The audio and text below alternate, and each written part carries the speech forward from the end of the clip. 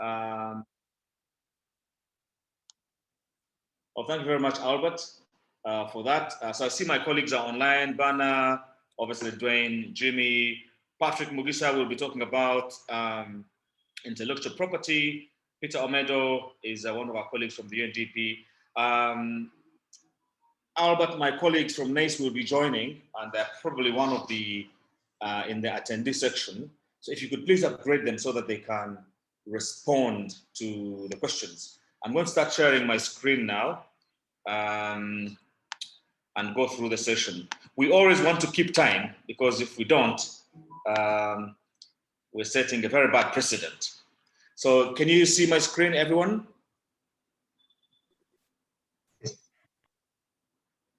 Yeah.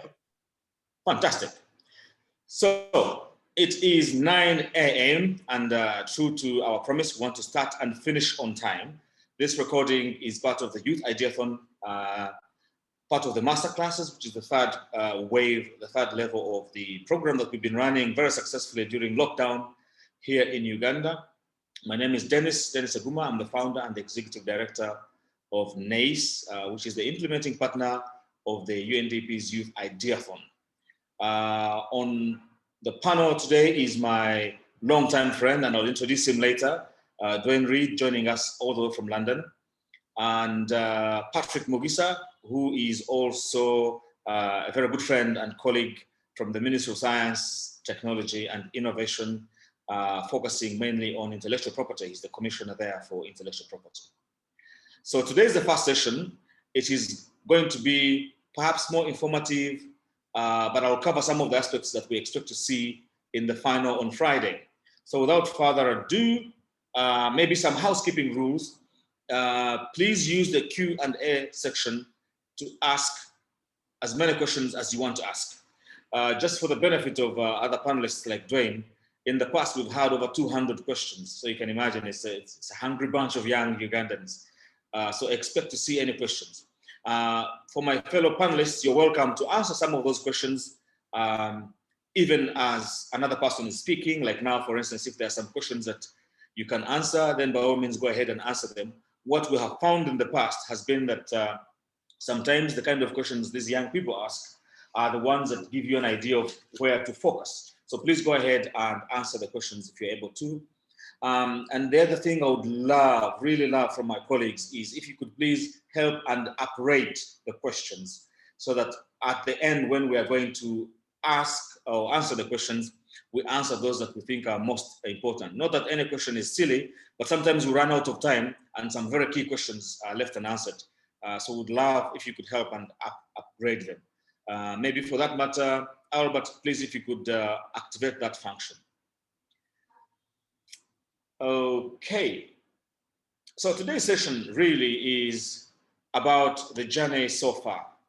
And maybe if I could talk very briefly about NACE, our mission is really very simple: to leverage the power of entrepreneurship to achieve sustainable socio-economic transformation. We do this mainly by inspiring people, like we've been doing with the Youth Ideathon. Maybe for the benefit of Dwayne, the Youth Ideathon was launched amidst a second lockdown in Uganda. And we have not in the past seen a lot of government support in terms of businesses. Things are beginning to move, but at the time we were launching, the Ideathon was like the hope that very many young people had in terms of getting some support of grants. So one of these guys on call will win 100 million shillings worth of grants. We're already in discussions with other partners who may actually top up some of that grant. But there's going to be more grants. Initially, we had hoped to support just 100 businesses, but because we've had over 4,800, ourselves and the UNDP are looking into how we can support almost everyone. Not everyone is going to get grants, but it is looking likely that we'll support more than 100 in terms of grants. Not that everyone will get 100 million, but there will be a cascade of grants. So we support entrepreneurs with grants, with inspiring, with skills, with mentoring. Dwayne, I know you're a very good mentor, having mentored me into business incubation and support. This is one of the things we're doing here in Uganda. And maybe I won't go through some of these core values, Some of these guys might find them a bit boring. But maybe to set some context, we do this normally in what we call LEAP conference. This was the last real LEAP conference we held. This was at Makerere. And Dwayne, you remember you are one of the first attendees of the LEAP conference. Dwayne Reed from Kingston University, they supported us to launch NACE in December 2015. We held our first LEAP conference at Imperial Hotel. And Dwayne, as you can see, we've since moved on. Usually, our conferences overflows. Like this one was at Makerere University. The hall takes, I think, about 1,200. There was an overflow. Not everyone could get a seat. So we've been doing that, and what we've done also over and above the conferences is work with other universities like Moose, Makerere, Kabare University, and others to support students to have hands-on practical skills of entrepreneurship. Dwayne, this is something similar to Bright Ideas competition, where students working alongside academics come up with products and services. So instead of marking a theoretical aspect on entrepreneurship, you actually mark their products and services. And some of these guys have blown us away with the ideas that they've had. Real practical stuff. They go away, they package the product, and we believe actually this is the best way from a hands-on perspective for people to acquire lifelong skills, not just entrepreneurship skills, because by the time you bring a product to market, you really have to go to the field, you have to speak to someone, you're learning communication, you have to negotiate on your prices with the suppliers. You know, those are negotiation skills. You have to design the product. Digital skills are some of the most important. So we believe this hands-on practical approach to skilling young people before they leave school is one of those things that really should be supported, not just by government, but also by development partners, such as the United Nations Development Program, who have been very, very supportive so far with the Youth Ideathon. But of course, we're now in COVID and in lockdown, so everything is virtual, such as today's session. So one of the things we've been running, the tagline for the Youth Ideathon was, "What's your idea?" The UNDP has been supporting lots of young entrepreneurs in Uganda, mainly with grants of like 10,000 to 40,000 US dollars, depending on the different calls. But of course, by the time you give someone 40 grand, usually you want them to have a registered business, perhaps a bank account, maybe a team, a registered address somewhere. Of course, there's also other organizations that have been doing some similar things, including some government projects. We wanted to lower the bar slightly and focus on the idea. What's your idea? Because by the time someone registers their business, they've come from somewhere. They need to come from somewhere. Someone needs to inspire them. So the bar has been put so low as to just focus on your business idea. Over the last 2 or 3 weeks, we've shared our judging criteria, which most of the participants will have seen has other aspects of things like a business model canvas, a value proposition canvas, and things like that. So my session today, really being a masterclass on ideation, is to give you some thoughts and insights on how you can make your idea tick. Where is the sweet spot in your idea? These are the kind of things that the judges are going to be looking for. One of which is this little triangle that I'm sharing. Your idea, you really want it to be in the sweet spot in the middle. The product or service that you're putting together, is it desirable? Does anyone actually want it? Is it feasible? Is it viable? That is really the sweet spot in the middle. Of course, you can have a product that is desirable and feasible, but it may not be viable. And I'm going to explain what each of these means. So desirability. I had to Google these ones in the morning, because sometimes, you know, with English, you can think you know something, but actually when you Google, you find that it has different kind of meanings. So desirability really is it's the quality of being desirable. To desire is to want. Does anyone want this product or services that you're putting together? And I'm actually going to share in the value proposition canvas one of the key things about your business that the judges will be looking at. Are you designing a product or service that is solving a real need out there? At the moment, we have things like COVID-19. Do we have, bear with me 1 second. Let me just, apologies for that.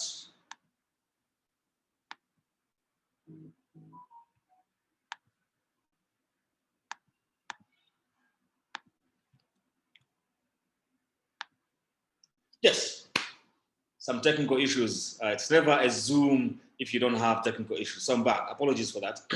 So your product must be desirable. People actually want this product or service. And there are ways in which you can test that people actually want your product or service. And I'm going to talk about it somewhere in 1 or 2 slides. Feasible. Can it be done? You know, we've seen some interesting ideas. I was joking the other day. I would love to see, for instance, an idea where someone puts a zip liner from Kampala to Entebbe across the lake.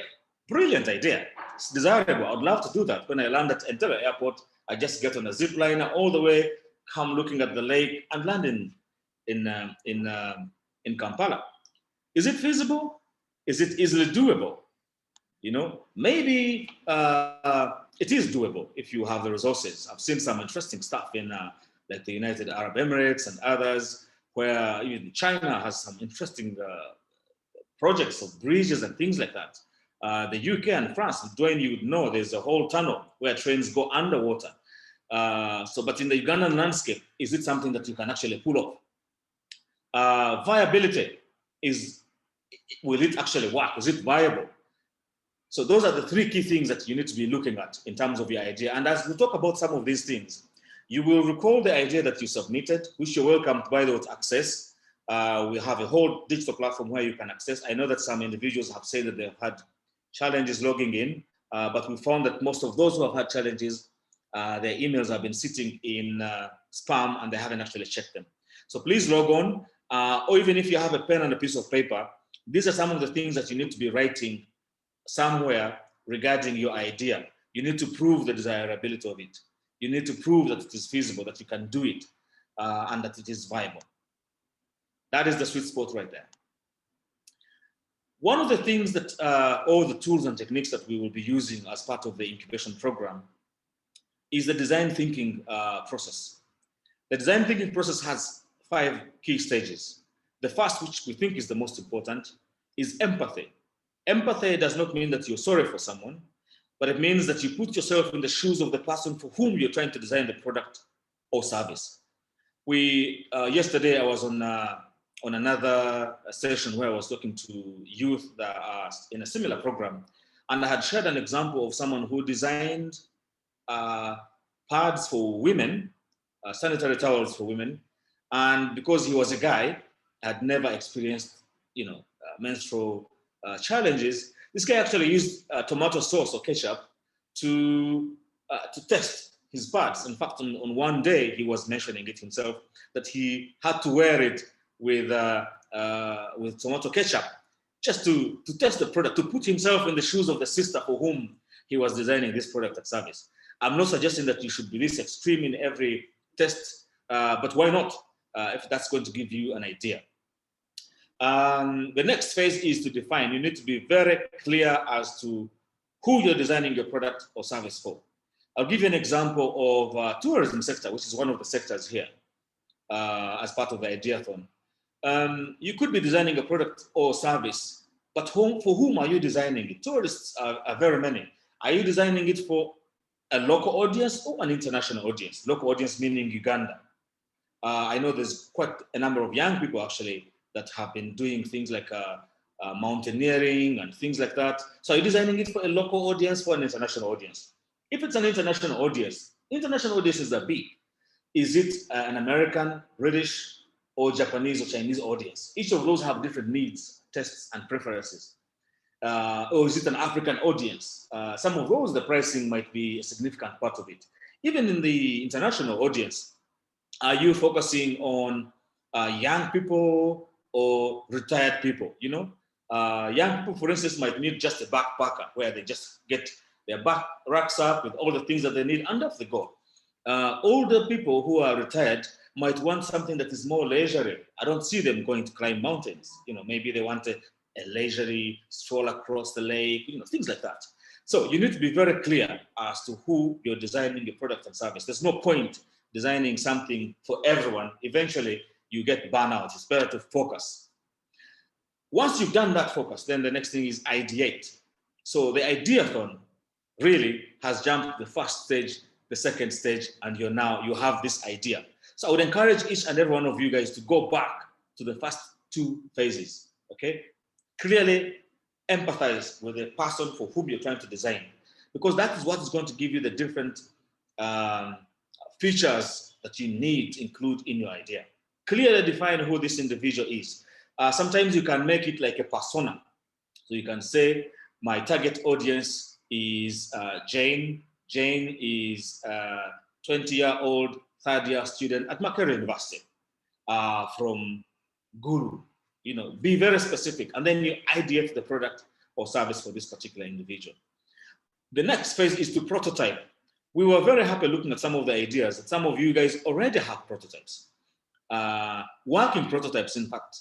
Indeed, some of the students from Makerere University, those that exhibited at the expo, already had working prototypes. I remember seeing one of the winners who had a washing machine that they use as, what is it called? As a treadmill. So as you jog, essentially it's washing your clothes. It's fantastic. So those prototypes are going to be necessary. And of course, test your prototype. So those guys have been testing their prototype and they were able to demonstrate all that. So the reason for this is it's a loop. You could empathize, you define your product, the category that you want to focus on, you come up with this brilliant idea, you have a prototype, and by the way, the prototype does not necessarily have to be like this washing machine. No, it has to be a simple, a minimum viable product. You can always develop it, you test it. If you realize that at every stage of this, you really have to be very methodical and thorough and detailed and record. If you realize, let's say at the testing phase, that it doesn't work, then you go back through this loop. You go back until you perfect it. Then you take it to the market. So at this stage, I would encourage each and every one of the participants to really dig deep into this and try and look at your idea and take it through this phase, even as we go through the ideathon. You will find it very, very, very helpful. And for those that will be lucky to get into our incubation cycle, this is the stuff that we'll be talking about, because some of you guys will have brilliant ideas that have potential to scale, but maybe you don't have a prototype, you want to test your idea. This is part of the incubation support that NACE will be giving each and every one of you guys. Now, if you want to win the 100 million, these next two slides are going to be very, very important indeed. Slide number one is the value proposition canvas. Now, most of you, or I hope most of you, because we've been sending you emails and talking about some of these things, you may, if you may not have, please take note of the value proposition canvas. It's one of the key canvases or templates that we're going to be using as part of the judging process, also to help your idea come to life. Some of the stuff that I'm talking about here, I've already spoken about in the previous slide when I was talking about empathy. This slide is actually about empathy. So here on the right-hand side, you have the customer, right? So the customer wants some things, but they're not, you know, they have fears, they have needs, but the challenge might be that, and we see a lot of this, especially in the startup phase, where someone comes up with a product, oblivious to what the customer needs, what the customer wants, and always wonders why no one ever buys their product or service. So you really need to go back, and I put an example here, where who is this particular customer of yours? If you think of someone wanting to move from point A to point B, for instance, I have a meeting in town and it starts raining. My fear is that I may not make it to town, or that I might make it there when I'm drenched in water. You know, those are real fears. What do I need? I need to move from point A to point B. Okay. What do I want? I want a job because I'm going for a job interview. So your product or service should be able to alleviate these kind of challenges. And let me explain why, what I mean by that. There are very many things you could do. You could, for instance, design umbrellas, or if you find me outside waiting, you could give me an umbrella, or you could give me a raincoat, or you could come up with a border, for instance, that has everything covered, where I can sit in with a raincoat and the whole thing is covered, or a tuk-tuk, as they call them, you know? Or you could actually organize this meeting via Zoom so that I don't have to go there. So the value proposition canvas, you achieve fit if your product or service is solving the customer's wants, fears, and needs. So I would encourage each one of you guys to go back and look at the value proposition canvas. And there are very good videos actually by Ostravalda. I think the website is called Strategizer. If you go on YouTube, you'll see value proposition canvases, and there are very good examples of value proposition canvases of some big companies that you can look into to give you some kind of inspiration. But of course, we are talking about you guys starting a business. So the value proposition canvas is only focusing on this bit here in the middle. Yes, it is the most important thing about your business, but it's not everything that you need to do, to know about your business. So again, if you're paying attention, if you miss anything, let it not be the previous slide or this slide. This slide is very important. Indeed,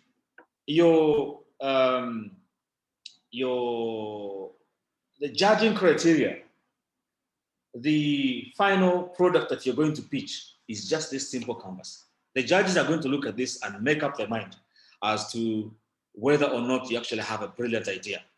So again, there's lots of videos. I don't want to go through all of these on YouTube.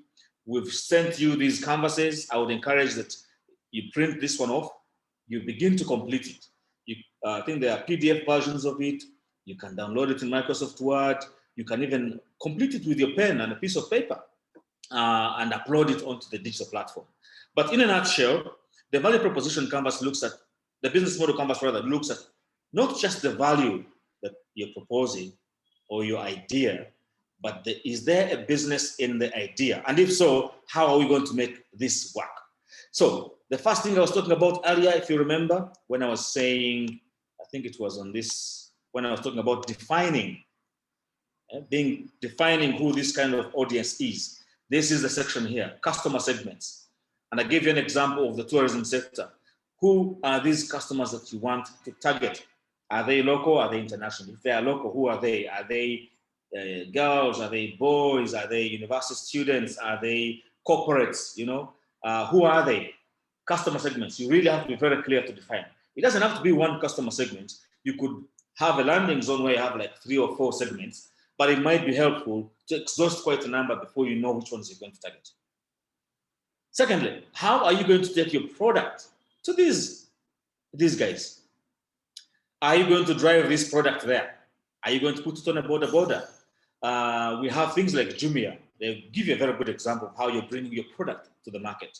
But if you switch into a service like NTV, how do they get their content to you? Very many channels. The main one is, of course, TV. But they also use social media. They are on YouTube. They have YouTube live channels. They have, Facebook, Twitter. They engage. Maybe they print some magazines. I don't know. So how are you taking your product or service to the market? Most of you would be very quick to jump onto a digital way of bringing your ideas your product or service to the customer. And that is all very well. But sometimes some services, if you do that, they miss out on the real reason why you need those services. So for instance, if it's a restaurant, yes, someone might need a pizza at home, but another person might have a date and they want to take this person to this beautiful place where everything is calm and there are birds singing. So you need to be mindful of this particular customer before you decide on what channel you're going to use to deliver your product or service to them. Customer relations are also very important. How are you going to relate with this individual? If you think of this as your shop, how are these individuals engaging with you? Do you have a call center? Some of you guys have been calling us countless times. You've been sending us WhatsApp messages. You've been sending us emails. Our digital platform has an ability to chat. So how are you relating with these individuals? Here we are, for instance, on this session, talking and chatting, and there's going to be an option of Q&A, and there's a chat facility that you can use. Actually, I don't see the chat. Yeah, there's chats as well. So very, very important. So go back to your business idea, look at the customer segments, be very clear who your customer is, be very clear how you want to bring your product or service to market. By the way, when you're doing this, do not limit yourself to the existing resources. So for instance, you might want to deliver this with a helicopter, for instance. You might want to take your tourists to Kanungu or Kabale, for that matter, in a helicopter, and that you figured out that there is a customer segment that fits into that. So do not reduce the channel to a bus or border just because you don't have the money now. It will not work for the customer segment. If the customer segment that you have here is a rich, posh guy that has money, they won't need a border. So be very clear as to all these particular sections. I have deliberately color-coded these to give you an example of where to start. You really need to start here. This is where you start. This is the front shop, so to speak. Here on the left side is the back end. So for you to bring this product to this market, what are the key activities that you're going to do? I'll give you an example of the Youth Ideathon. What are the key activities? We've had to run a media campaign to attract over 4,800 of you. You will have seen us on TV, on radio, everywhere, newspapers, social media, the lot. But even then, we've been developing a new platform in the background that is going to be managing all these grants. You'll have been calling some of our guys in our call center. Someone has to be responding to emails. Even right now as we speak, there's about 4 of my colleagues, my staff, who are on the chat messages, responding to the chats. You had me at the beginning telling my colleagues to rate the questions. I can see there's over 30 unanswered questions. Some of them are actually being answered as we go along. But these are some of the sections. We've had to identify who the speakers are going to be. We have to contact those speakers. Once they've accepted, we have to ask them for their profile pictures, everything like that. Even in the judging process, we've had to assemble over 100 judges. So we have to vet who these judges are.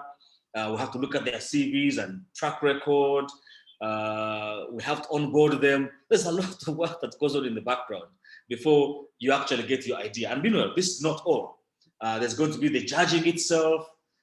Then we'll have to announce the winners on the 31st of August tentatively. And then, if you think you've done enough, then there's a 6 months incubation, literally hand-holding each and every one of it. So you have to be very clear. Each of those things costs money. Okay, so when you're putting together your business model canvas, be very detailed. I find that these key activities are usually the most, where a lot of work goes on. And please be very detailed. There are some things that you don't take for, you can take for granted. The key activity, for instance, for me, is to make sure that I come from home to my office where there's stable internet in order for me to be able to do this.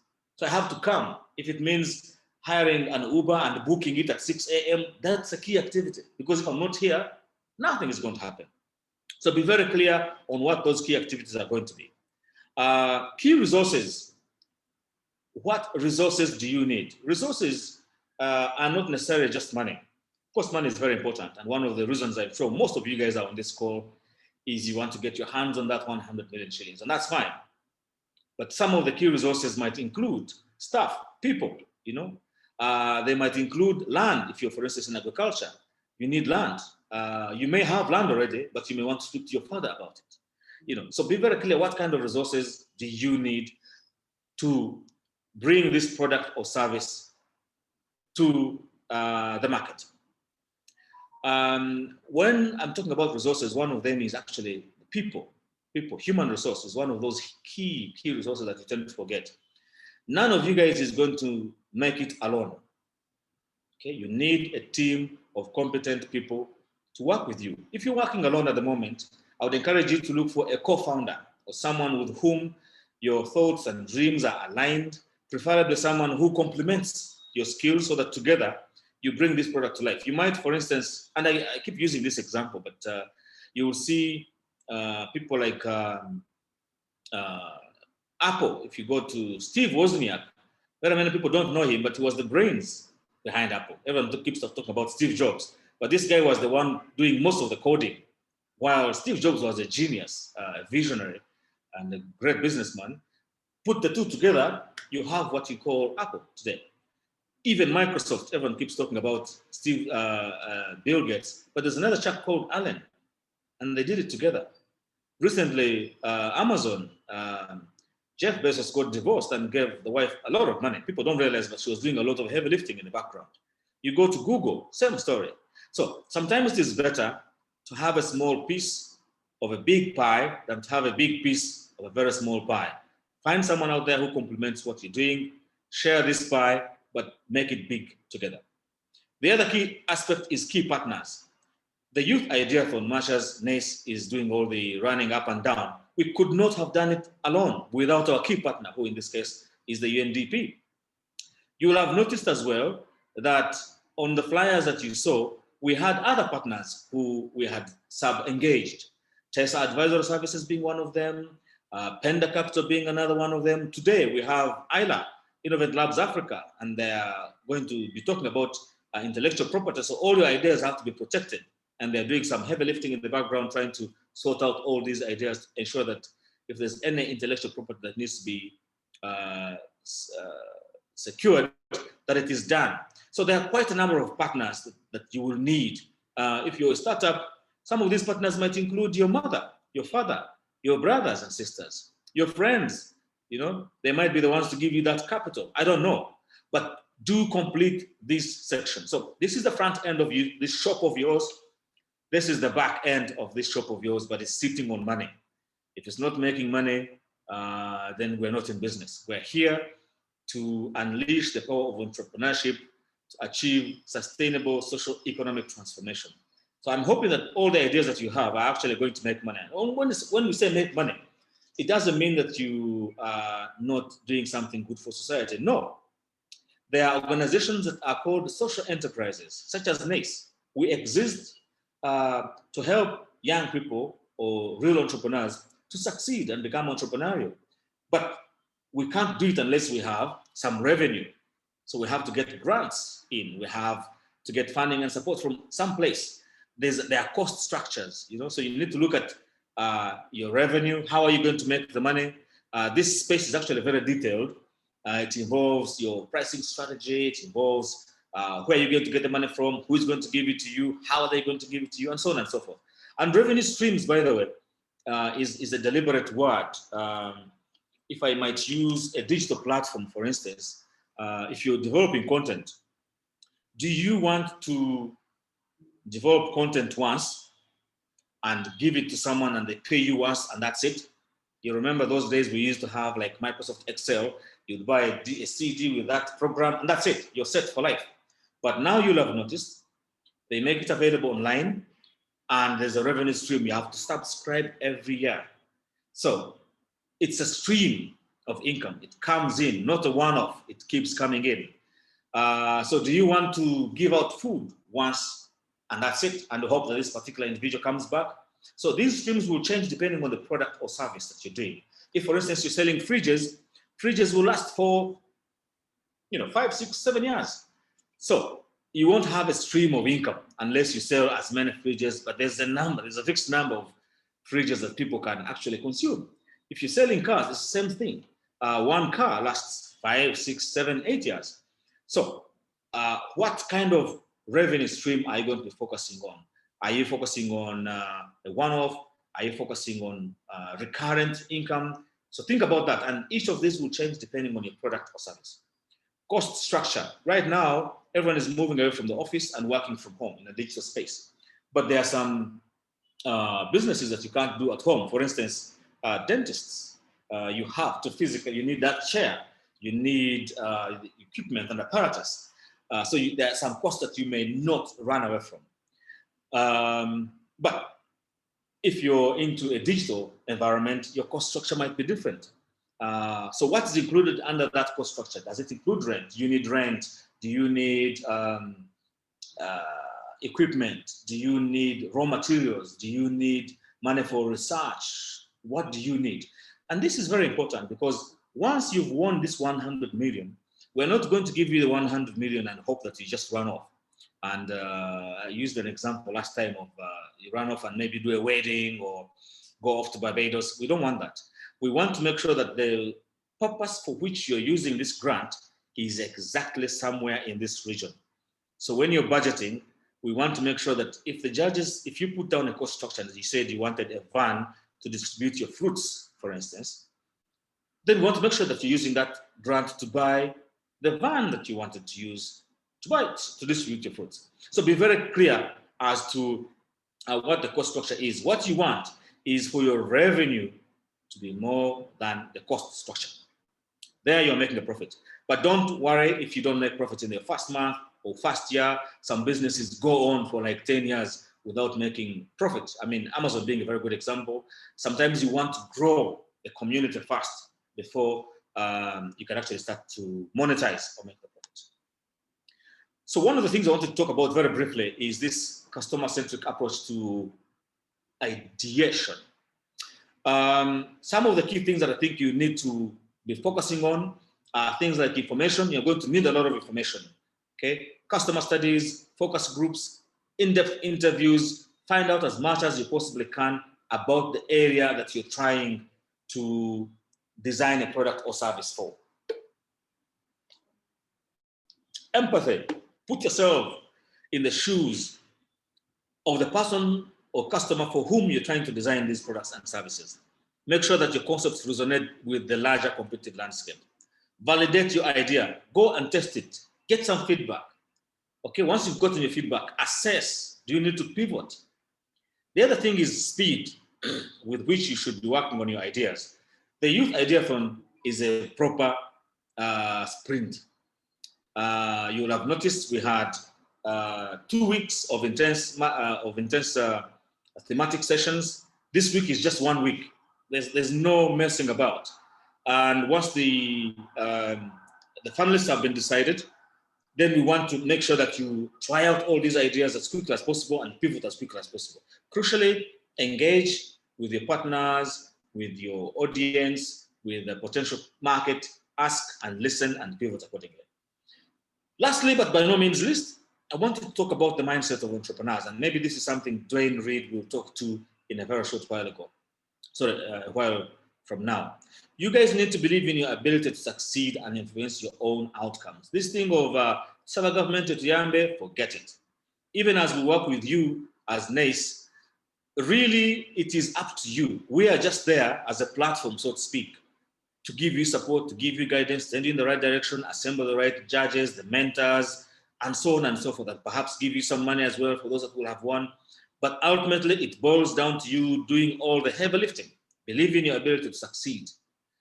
You will have to be self-directed, action-oriented, and highly engaged. I had to highlight those ones. Whatever that means to you, please make note of it. You have to be self-directed. Incubation is a very heavy part, just dealing with one business alone. Some of the ideas that we've had, even though we say we have 4,800 ideas, some of the ideas, one individual submitted an idea, for instance, and they have a circle of 30 people. Okay, so imagine having to deal with that group of people. So to help us, please make sure that you're self-directed. If the judges or the mentors tell you what to do, by when to do it, please make sure that you've done it by that time.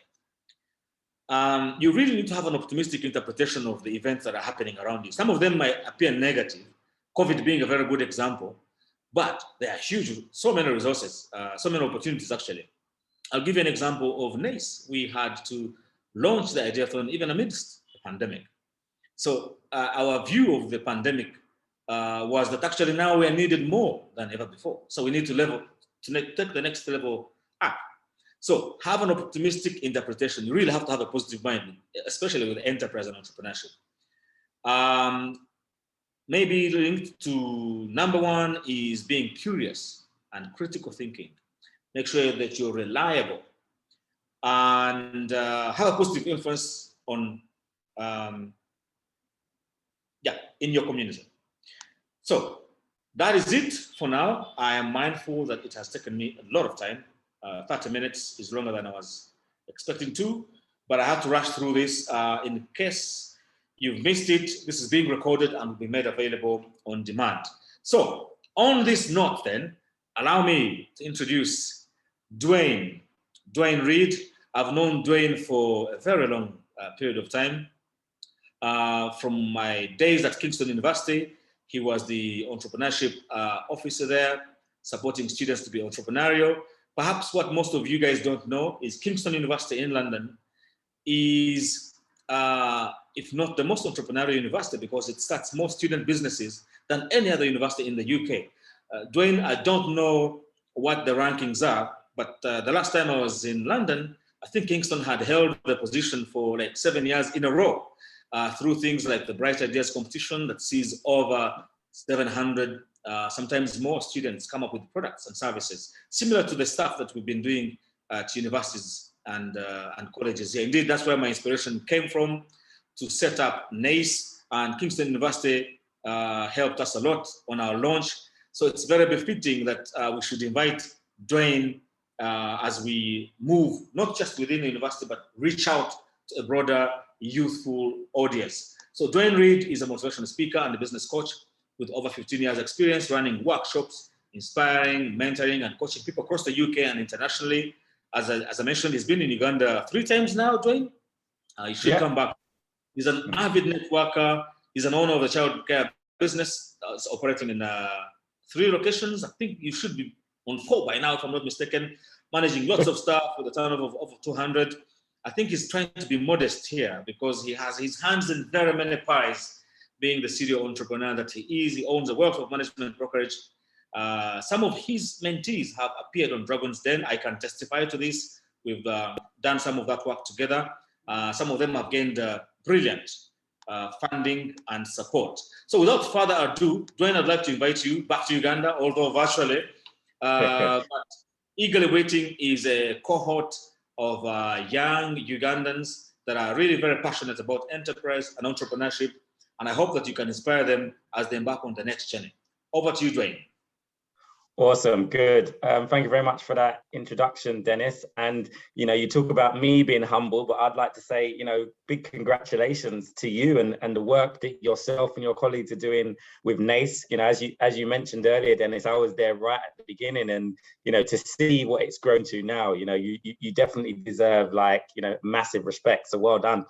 So I can see now that there's about 400, there's over 400 people on this call, hopefully looking for some inspiration to do with entrepreneurship and setting up your ideas. That was a great introduction from Dennis. And some of the things that I'm going to say, they'll potentially be a little bit repetitive from what Dennis said, but, I don't think there's nothing wrong with going over, things more than once.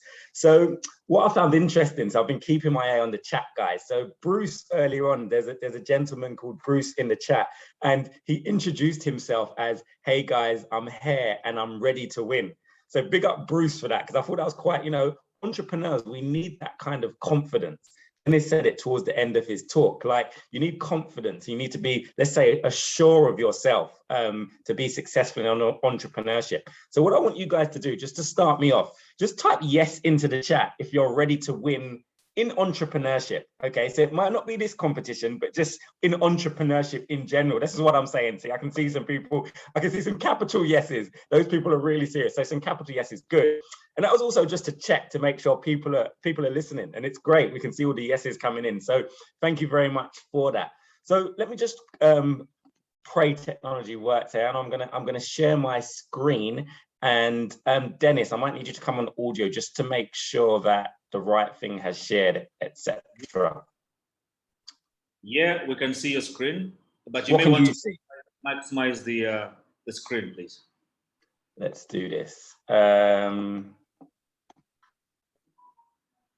So which one can you see, Dennis? We can see Take Action, Your Plan, NACE UG, Youth Ideathon, How Successful Entrepreneurs Beat the Odds. Yeah, so can you just see the slide and not the viewer? Yes. You can't see the viewer. Okay, you can just see the slide. Correct. Excellent. All right, great. Thanks for that, Dennis. My co-host, because I can't see what you guys can see when you're on Zoom. Right, so hopefully this works well. So my talk is going to be a little bit about the motivation behind entrepreneurship, and I guess how entrepreneurs beat the odds. Because you guys, there's about 400 of you, you're hoping that you can do what's not common, actually, because what we find is that after about, let's say, 3 years of operating, about 80% of businesses don't exist anymore. So for instance, if we look at the audience today, there's about 400 of you. If the facts are correct, about 50 to 100, maybe maximum, of you will still be continuing in 3 years. So we're trying to work out, well, how do those 50 to 100 people still stay in the game? So my talk is going to be a little bit like that. If you've got any questions or anything like that, we can try to put them into the chat. There's 400 of you and one of me, so I might miss questions, okay? But if you would like to ask a question in the chat of me based on what I say kind of thing, then let's try, okay? So put it in. If I can answer it and I see it, I will. If not, I'll just continue, okay? So this slide to the right is me. Dennis gave me a fantastic introduction, and I don't really want this to be about me, but essentially, I'm from the UK, and also I run the entrepreneurship department at a university.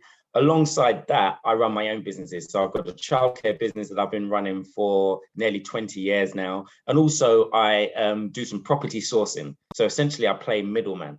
So people that are looking to sell their properties in the UK, okay, hopefully at a reduced cost, because there might be a reason why they need to sell it quickly.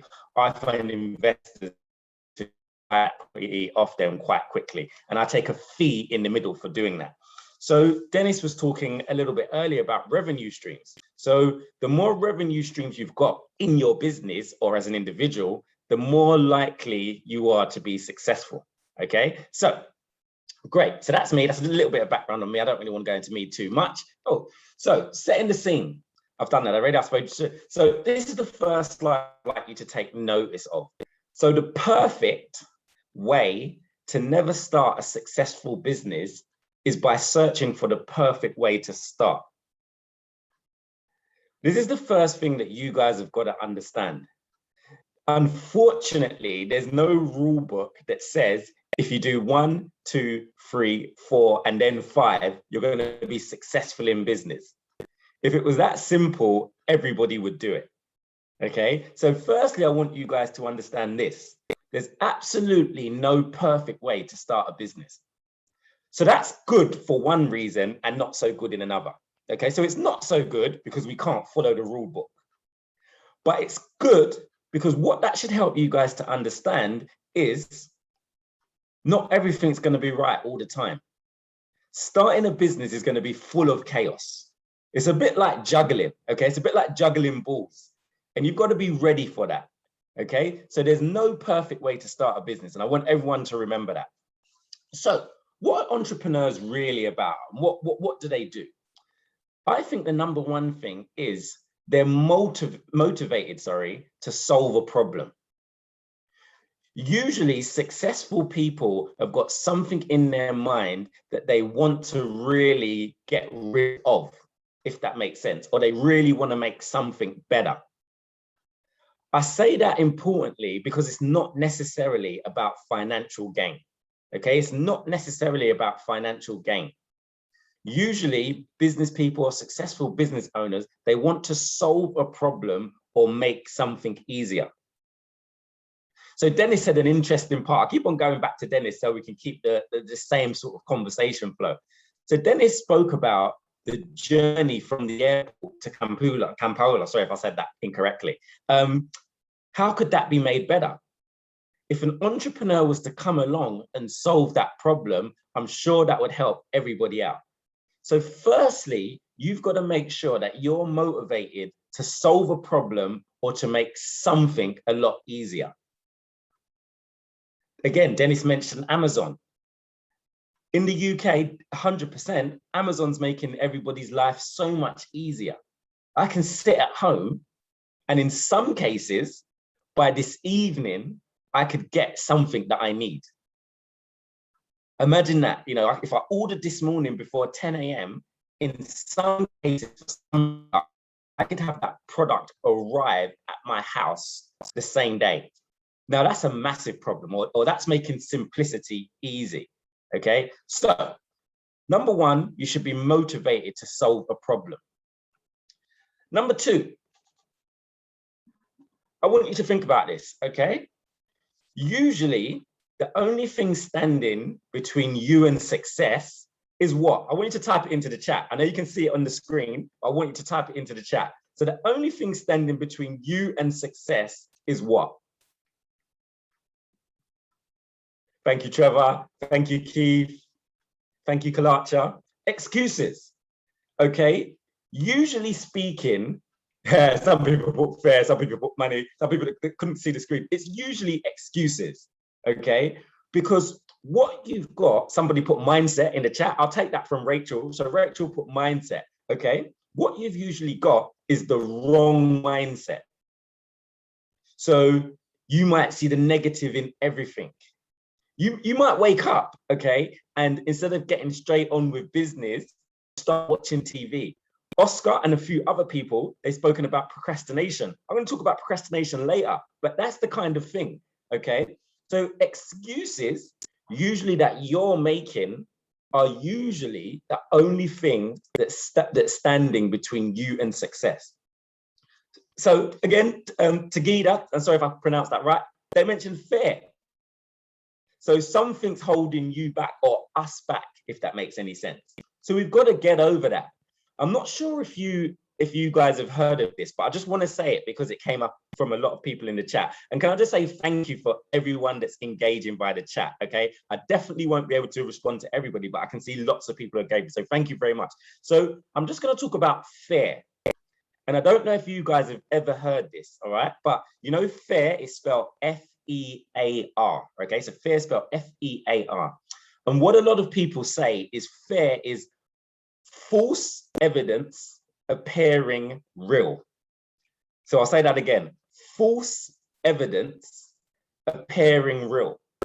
So it's almost like a mind trick, if that makes any sense, okay? So we've got to try and get rid of all of these reasons that we're putting before us to start being successful. For most of us, it's because we don't really believe we've got what it takes to be successful. And I'm going to unlock that from you guys, okay? I'm going to unlock that.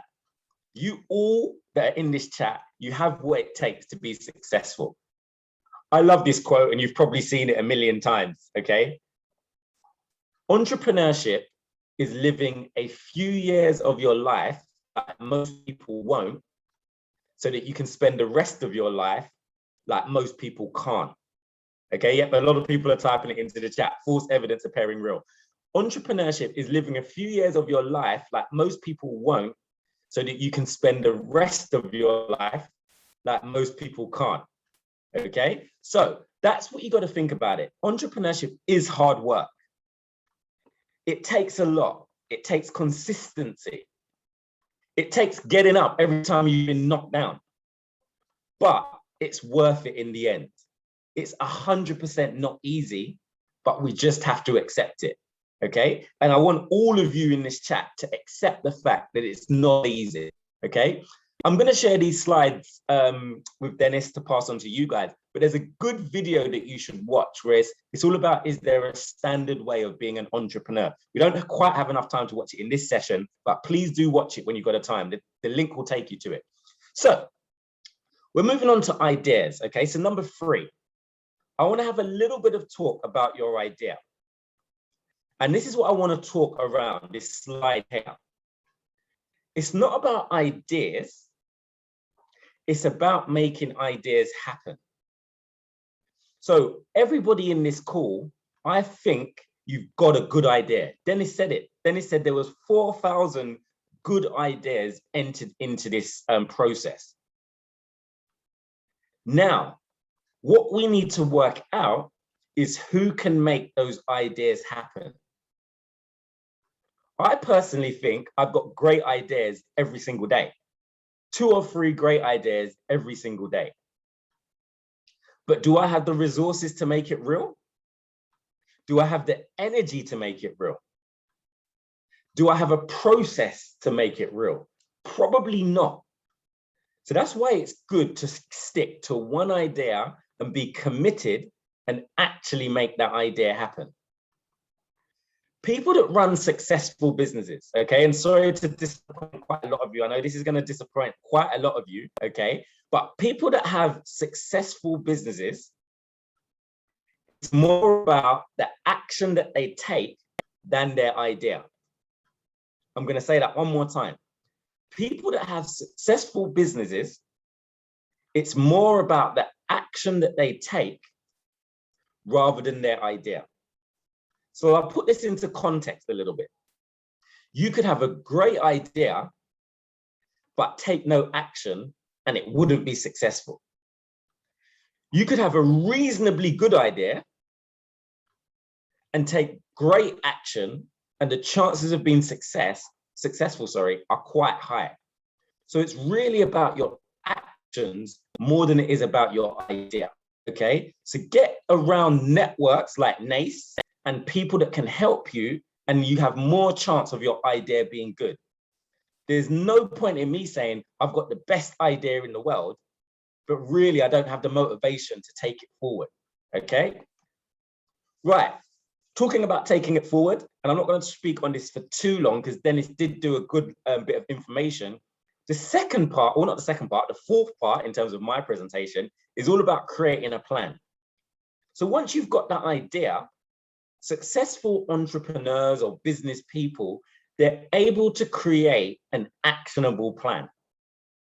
So Dennis introduced to you the business model canvas, which appears on my slides too. But remember, we've got to still go back to this. The perfect way to start a business, to not start a business, is by looking for the perfect way to start. So you still got to understand there's no such thing as a perfect plan, but you do need to know where you're going. Okay, you do need to have some level of idea of where we're going. So Dennis, I'm not going to speak about this too much because Dennis spoke about it already, but one good tool to use, and I think most of you have done this already, okay, one good tool to use is the business model canvas, okay, because it breaks your business down into the 9 key segments, okay? I want to get that number right. So the 9 key segments. I'm not going to talk about this too much, and I'm going to just get this slide up. I'm going to get all the information on this slide up. So every single day, guys, okay, so this is just my little personal thing.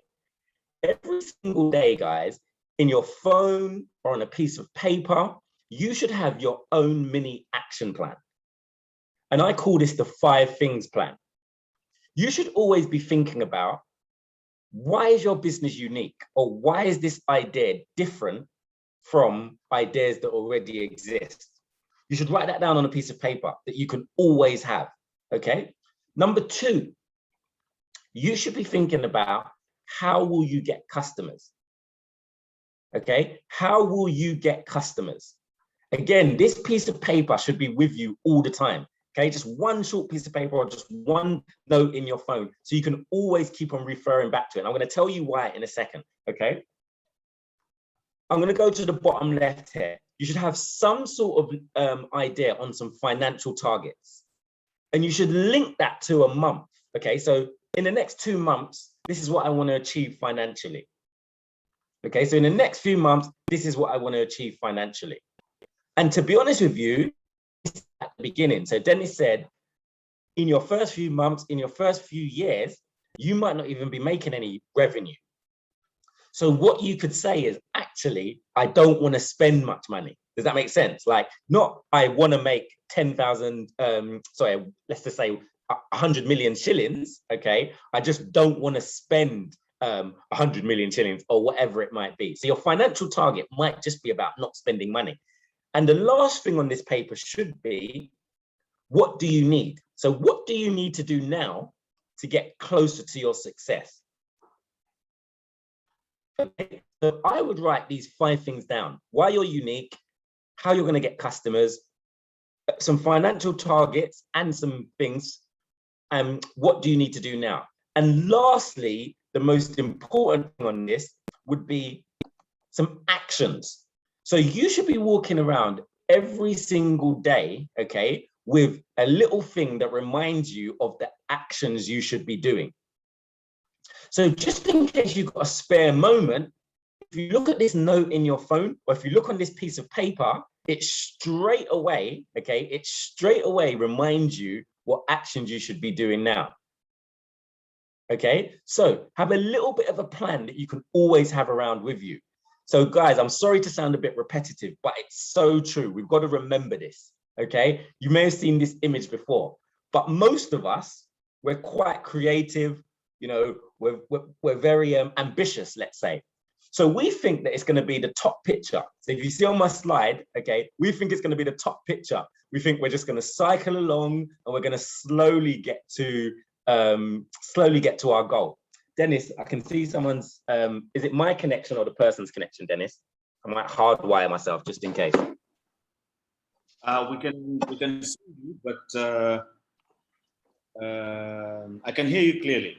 But I do acknowledge that sometimes there's red something. Okay, I'm just going to hardwire myself as well, just in case it makes any difference. So sorry about that. If I was, you guys were losing some of me. I've just hardwired myself, so that should be okay. So thank you. Lots of people are saying they can hear me clearly. Sorry, I was just making sure it wasn't my end. Thank you very much for everyone that said that. Right. So the plan. Okay, we think we're going to cycle along. We think we've listened to Dennis. Okay, Dennis has given us some great advice. We've listened to Dwayne. Dwayne has given us some great advice. So we're just going to cycle along and be successful. But what you can see, the bottom picture is much more closer to the reality. Okay, we're going to fall in ditches that we're not going to see. We're going to get wet, and we're going to have to ditch our cycle and get on a boat to get through the small river. I hope that kind of makes sense. But to be honest with you, if you understand and you accept that this is going to happen, then you're halfway there. Okay, so what I'd like you guys to do, okay, is just type this into the chat for me. Okay, I am going to fail. Type this into the chat. Okay, I am going to fail. Just type it into the chat, guys. Type I am going to fail into the chat, because we have to accept that in order to get to success, there is definitely going to be some level of failure. Our plan's not going to go to plan, but we're going to stay on the cycle. So once you accept that, then it's absolutely okay. You're going to have some level of failure as part of your success. And the quicker that you get past that, so as an entrepreneur, okay, or as someone that wants to be successful, the faster you fail, the better. If you think that Steve Jobs, Jeff Bezos, Bill Gates, Oprah Winfrey, Kardashians, whoever you watch, whoever you like, whoever you think is successful, 50 Cent, Floyd Mayweather, whoever you think is successful, if you think they got to success without failure, then entrepreneurship or success isn't for you. Okay, somebody typed into the chat. Okay, it's not an option, but it's part of the process, and you have to get used to that, and that's fine. Anyway, let me move on from this. Okay, so we've said it already. Okay, take action. You've got to take action, and I'm just going to sit here for a second, guys. I would say that I'm relatively successful. Okay, I'm relatively successful, but in the grand scheme of things, I'm not even successful yet, if that makes any sense. The people that I talk to that I think are on the first, let's say, halfway up the ladder of success. So I'm talking about multimillionaires in the UK. So the multimillionaires that I talk to in the UK, what sets them apart from people that are probably average or just above average, in a way, like myself, is they take action. They make decisions, and they make decisions fast. Remember, guys, we don't know if it's going to be the wrong decision after we take the action. Does that make sense? You don't know if it's going to be the wrong decision until you take the action. So why are we procrastinating? If we accept that we've got, there's going to be some level of failure, then it's okay to get it wrong. Okay, does that make sense? If we accept that there's going to be some level of failure, then it's okay for you to get some things wrong. The most important thing is that you take action, okay? So a few people said it earlier on when I said, what's standing between you and success? A few people did actually say procrastination, and that's true. Procrastination is the killer of most ideas. And we procrastinate about silly things. Most of us, okay? Not all of us, most of us, okay? We procrastinate about silly things. And I'm going to give some examples. I've had entrepreneurs or people that want to be entrepreneurs take weeks or months coming up with a business name. Now, your business name isn't that important. It's what your business does that ends up being important. I hope that makes sense. Like, your business name, so whatever you call your business, isn't that important. Obviously, don't call it anything disrespectful or anything that could be misconstrued in another language as being rude. But in the grand scheme of things, your business name really doesn't matter. So if you're procrastinating about that, then you're wasting time where you could be using it on more important things. Think of I just want you guys to do this in your mind. You don't have to type it into the chat, or you can type it in the chat if you want. But for you personally, okay, I want you to think about some of your favorite businesses. I want you to think about some of your favorite businesses, okay? And actually, I want you to type it into the chat. So type your favorite businesses into the chat. And it could be anything, like, again, in any sector, in anything, any country. Type something. Nice, thank you, Dennis. That was a good one from Dennis. So what's the name of so some people are putting industry, yeah, so someone put, so Dunwell, okay? Apple, okay? Like, what's the name of the business? So I was asking more the business name, sorry. Coca-Cola, Apple again, okay? I'm just pulling out, so YouTube, man, okay? I'm just, Jamia, I'm just calling out some of the names. KFC, like Evoke Nutrition Center, name play, and maybe you're putting your own business names in, which is quite interesting. But my point here is the names don't really mean anything. Like before we were told something was called Tesla, nobody would have said that's a good business name. So my point here is we need to stop procrastinating on the things that are not that important. Amazon, okay, and quite a lot of people have put Amazon in the chat. Before Amazon, nobody would have said, oh my God, Amazon's a great business name. Make your business a great business, and then your business name will be a great business name. I hope that makes sense, okay? And I'll say that again. Make your business a great business, and then your business name will become a great business name, okay? So worry about the business first. So let me just move on from that, okay? So I'm talking a bit on procrastination. I want you to remember this as well. Hopefully you can see my slides, and sorry for the images if you hate spiders, okay? Because I hate spiders too. But there's no such thing as normal in business. And you've got to accept that. There's absolutely no such thing as normal. So I'll give you somebody that I look up to in terms of their business ethics, and they took themselves from one world and they were able to put themselves in another. So I'm not sure if everybody's heard of the rapper 50 Cent, okay? So just type yes in the chat if you know who I'm talking about when I say 50 Cent, the rapper. Type yes into the chat just so I know who knows 50 Cent. Yeah, so we're getting a few yeses into the chat. So 50 Cent is one of my favorite, let's say, business personalities as well as rappers, okay? And I just love the way that he thinks about business when I listen to his interviews.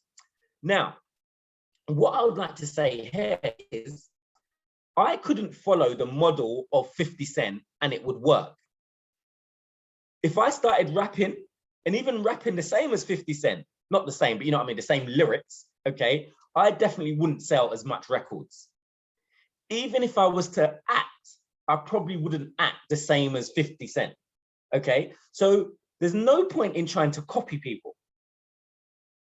You are your own individual and you're awesome enough.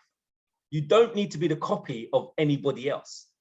Hope that makes sense. You're awesome, okay? So you should spend 100% of the time being you. And you will be able to become the famous you. And that's absolutely fine. So that's why I use this image up here, okay? What's normal to the spider is chaos to the fly. So let's stop trying to all be normal, and let's stop trying to all be the same, or let's stop trying to all copy that person that was successful because we think that's the road to go down, okay? You do what works for you. If the fly tries to be the spider, the fly ends up dead, okay? The fly needs to focus on what he or she is good at, and that's what the fly does. The spider focuses on what he or she is good at. They don't try to fly. Why are they going to try to fly for? Okay. Anyway, back to you guys. Okay. Spend 100% of the time being 100% you, and it will work out fine. All right. I've got about 5 more minutes. I just want to go through the last few things. So get help. Okay. And or get a mentor. So I saw some people typing into the chat, which suggests, okay, that there's some mentoring help or something like that available through this program, which is great. But remember, your mentors don't have to be, let's say, an official capacity. Okay, they don't have to be an official capacity. And what I mean by that is, I've just said it before, people are good at different things. So you might see someone that's, I'm just going to use a silly example, but you might see someone that's quite consistent with posting on social media. And you might say to them, hey, can we go for a coffee or a drink? I just want to talk to you about how do you keep consistently posting on social media? And they might give you a little bit of a plan. So all of a sudden, that person becomes your social media mentor. You might know someone that started a business, but it's not in your field, but you think they've done quite well. So again, you might talk to them. Let's have a coffee. Let's have a little bit of water. I admire what you do. I wonder if I can help you out, but it would be great to hear what's worked for you. Always try and offer something if you can, okay? Make it a win-win. Don't be trying to take. If you can offer something back, then that's great, okay? Even if it's just a little bit of your time. So for instance, how you might do something is, if you know the website of someone that's being, is relatively successful, or you want to talk to somebody, you want to talk to them, you might do a very quick review of their website or a very quick review of their social media. Hey, I went onto your website and I just thought that you might change this. Here's a bit of advice. Actually, I think you're great as well. So I would love for you to maybe give me a little bit of feedback on my business. Because no one says no to a little bit of help on their own ideas, if that makes sense. Because you might spot things that they haven't spotted about their website, about their social media, or what have you. But going back to the point, always seek out help. No man is an island, okay? No man is an island. I can see some people putting in the chat, be my mentor. I've left my details, okay? So my social media details, Instagram, Twitter. Please do follow me, my website, DwayneReed.com. Please do follow me if anything. But again, this is not about me, okay? So get a mentor, get help on any area of your business. No man is an island, or no woman is an island, okay? Find the support that you need. Like, collaborate, can you collaborate with someone to get the support that you need on your business? So you offer something and they give you something back in return, or vice versa. Like, there could be some level of collaboration. So this is another thing, okay, that lets a lot of people down. And it seems obvious, but I don't think it is. So I just want to quickly check what my next slide is. Yeah. So you've got to tell everybody about your business idea. Tell everyone you know every way you can. Because if you don't tell people about your business, how are they going to know? How are they going to share it? How are they going to give you feedback? I'm just going to use a random number, okay? Of the 450 people in this call, I reckon that only 50 people really shared their business idea with other people to get a little bit of feedback. It's like we keep it a secret. Like, I want to go off and do something that's quite different, so I'm not going to tell anybody until it's successful. That makes absolutely no sense, because it won't be successful because you've not told anyone. So you've not been able to get feedback from everybody. Does that make sense? Tell everybody you know as soon as you can. One thing that you might be worried about is intellectual property and IP and stuff like that. I would suggest for a lot of us, we don't have to worry about that, okay? Intellectual property is quite deep. So it needs to be something that's like completely unique. If we're talking about getting a trademark, sorry, not a trademark, sorry. If we're talking about, oh my God, I've lost the word now. Trademark is if you, oh my God, why have I lost the word? I've gone a blank. I'll come back to it, okay? When we're talking about intellectual property. Trademark and things like that, yes, you should. Patent, thank you. Thank you very much for that. Yeah, I was talking about a patent. Yes, thank you very much. If you're trying to get a patent, that's very, very, very like technical and stuff like that. And if I've seen 1,000 ideas, okay, maybe 5 of them are patentable, all right? Copyright and trademark, that's something slightly different, okay? Because you kind of do it yourself, okay? Copyright, anyway, it's a copyright you kind of own anyway. So if I write something, I automatically own the copyright for that piece of material, okay? So copyright is your own by default. trademark, sorry, this is not an IP lecture. You're going to hear more about IP after me, so I don't even need to go into it too much. But trademark, for instance, my logo, I could trademark my logo. So someone couldn't use, okay, something that looks like that, especially in like business coaching. But you're going to hear about IP after, so I didn't want to go into that too much. But my important thing is tell as much people as possible. Share your idea. If you don't share it from the start, you're letting yourself down, okay? At the beginning, you're mainly sharing it for feedback, right? I'm 1 minute over, I'm just gonna rush through. So Dennis spoke about building networks. Very, very, very important. Go out, network, network, network. I completely agree with this saying. Your network, okay, so the network of people that you know, so the network of people you know becomes your net worth, okay? Your network is your net worth. I want you to remember that, okay? Your network is your net worth. So the people that you hang around with, the people that you can contact for help, blah, blah, blah, blah, blah, it starts to value you. So for instance, if I was to be able to make a call to Jeff Bezos right now to get a little bit of help, that is very valuable. I hope that kind of makes sense. If I can make one call to Jeff Bezos, if that's even possible, that shows that I've got a little bit of worth too. To call a billionaire and get a little bit of help. So I'm probably close to that level or getting there, okay? So your network is your net worth. Remember that. Go out, build networks, talk, talk, talk. Number 9, hire smarter. So this could be hire smart or this could be hire smarter. Depends on which way you want to look at it, okay?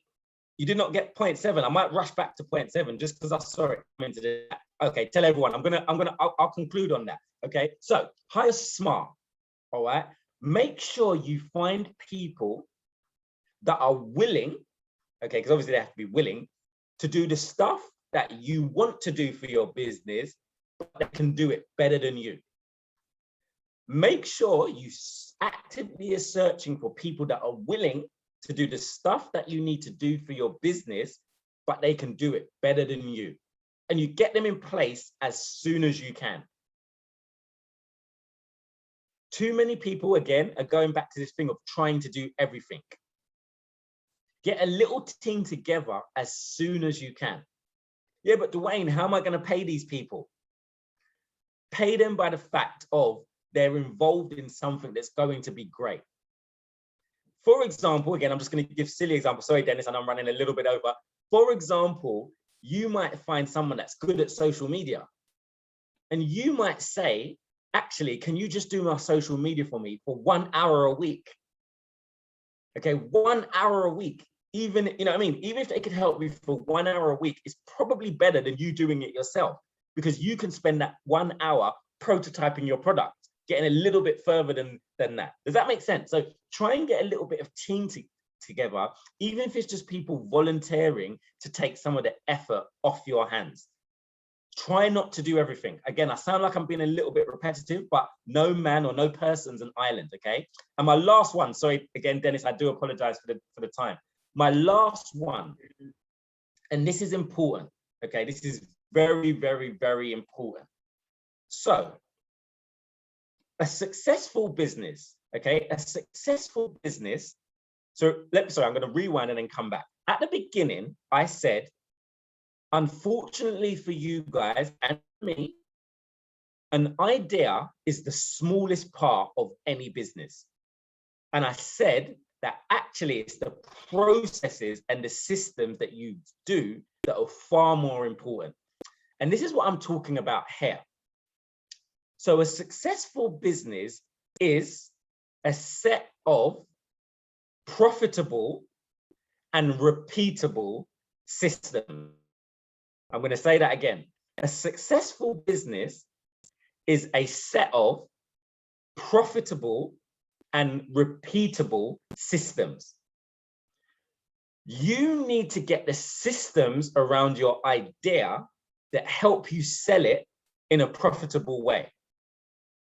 I hope that makes sense, okay? Your business isn't your idea. Your business is the systems that make your idea be able to be sold profitably, not reputable, repeatable. Sorry, it's probably the way I'm speaking, okay? So profitable and repeatable systems. So you can repeat it, okay? You can repeat it over and over and over again. I hope if I mention McDonald's, people will know what I'm talking about. So if you think about McDonald's, okay, McDonald's is just a repeatable system. No matter where you are in the world, if you fall in a McDonald's, you know where you are. The same thing of an Apple store. If you think about Apple and all their stores, no matter where you are in the world, you kind of know that you're in an Apple store. It's just repeatable systems. You can train people to do the system. You can train people to do the system. If you can't train someone to run your business, then you haven't quite got a repeatable system.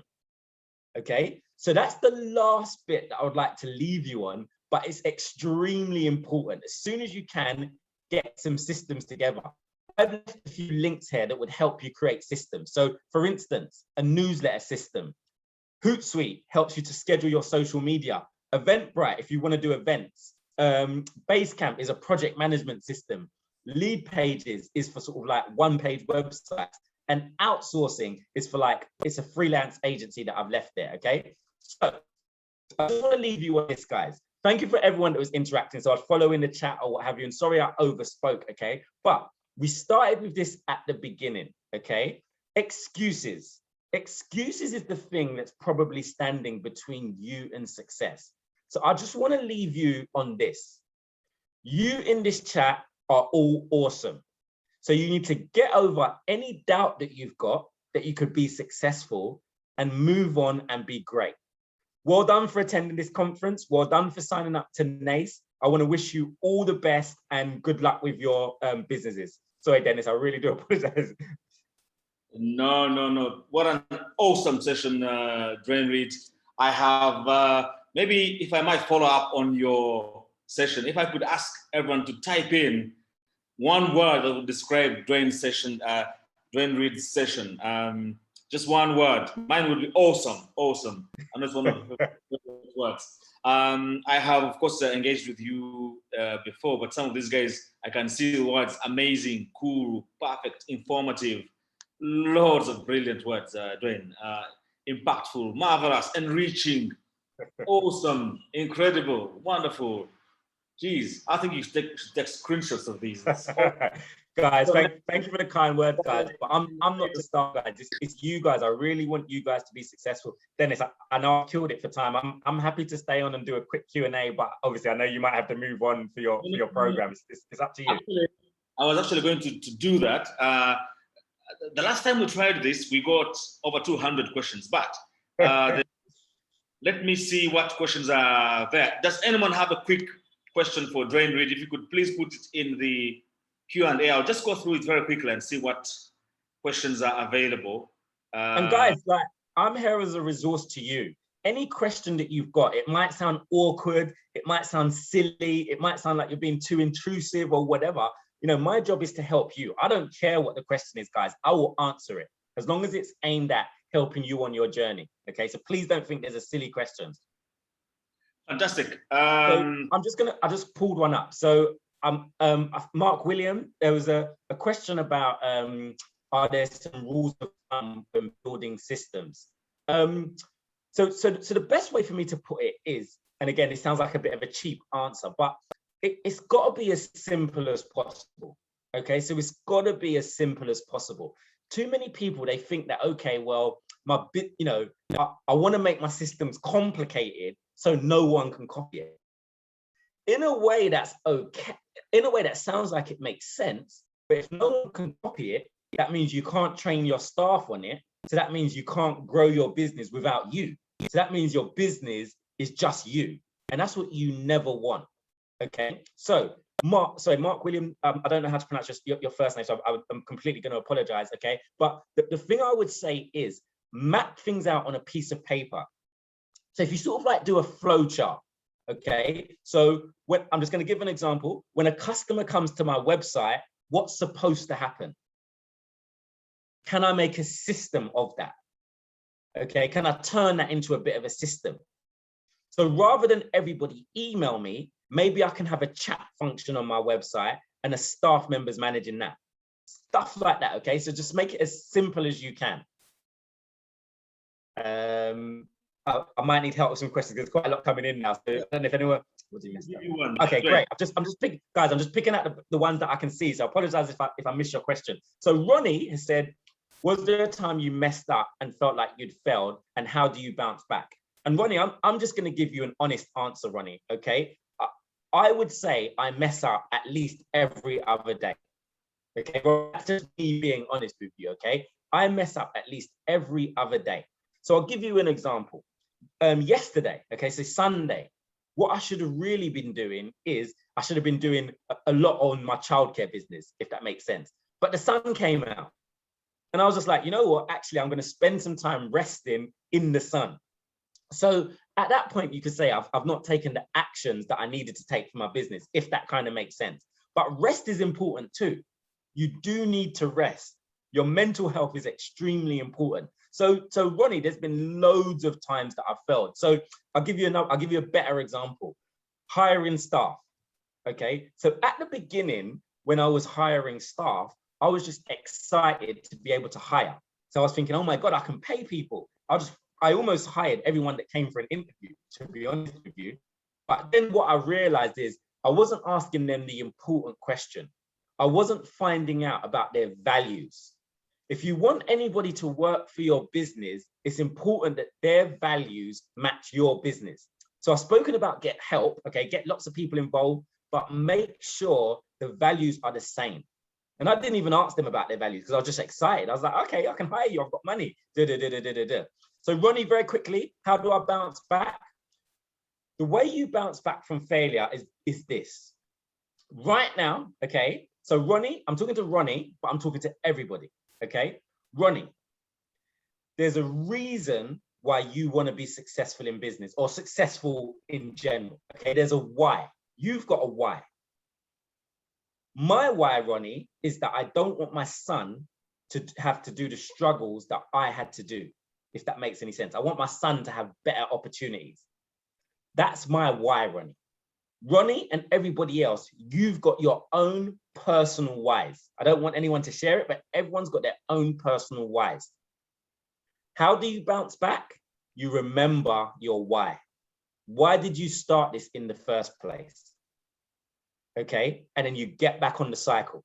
Sorry, Ronnie, that was a bit of a long answer to your question, but I hope it answered it. Dwayne, there's an interesting one here from Nyingaling. He's saying, this is to both Dwayne and Dennis. How much coffee do you take in a week? He would love to know. One of the things I think where Fred is coming from is this world of entrepreneurship. It's a 24/7 non-stop. And I know that when we've done some hackathons, we've bought even some Red Bulls for some of these guys to just stay awake, quite literally. But there's also something called burnout.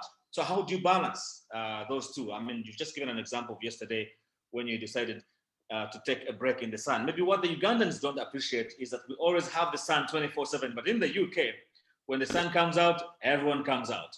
But how do you balance those two? How do you put in all the God-sent hours, but also stay in touch with family, friends, and your mental health? How do you balance the two, Dwayne? Good question. Good question. So again, guys, sorry, but I can only be honest, right? So at the moment, I'm on the wrong side of personal work-life balance. Okay, so I'm on the wrong side of balance. And yesterday's example was perfect.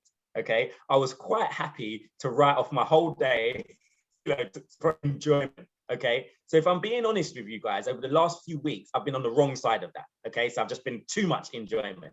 Okay, but to answer Dennis's question a bit more specifically, know yourself. Okay, know yourself, all right, and understand yourself. Dennis put it very well at the end. He was like, mental health is extremely important. So you can kind of get the sense where you're feeling a bit stressed. So if you're stressed about your business, okay, and it really feels like it's affecting your mindset, you need to stop. Not stop completely, but stop to take a break. Because when you take breaks, in a way, your creative juices are still working. So you're probably solving problems subconsciously. And then when you come back to it, get that solution much easier. Okay, so my thing is take breaks. Okay, when I was working more effectively, so let me go back to when I'll do properly. When I was working more effectively, and guys, I'm not advocating this, I'm just saying know yourself. When I was working more effectively, I realized what I could do is I could work on about 3 or 4 hours sleep. Okay, so I could have 3 or 4 hours sleep for 3 days in a row. Okay, remember, know yourself. I could have 3 hours sleep a night, okay, for 3 days in a row. On the 4th day, I would burn out, as Dennis would say. Okay, so I just need to relax. So on the 4th day, I would just need to relax and not do much. But that's because I started to understand myself. So do what works for you. Answer these questions. Are you an early person? Do you prefer to work in the morning or do you prefer to work in the evening? Whichever one it is, do that. Okay, work when you're more effective. So understand yourself, and that will help you kind of with the burnout scenario. So sorry, I hope that answered the question. There was a good question that I saw come up.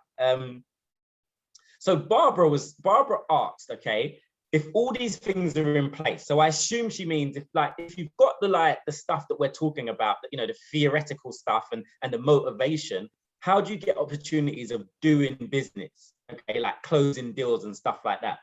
So Barbara, this is about building your network, but slightly differently. Okay, this is about the confidence of reaching out to your potential customer.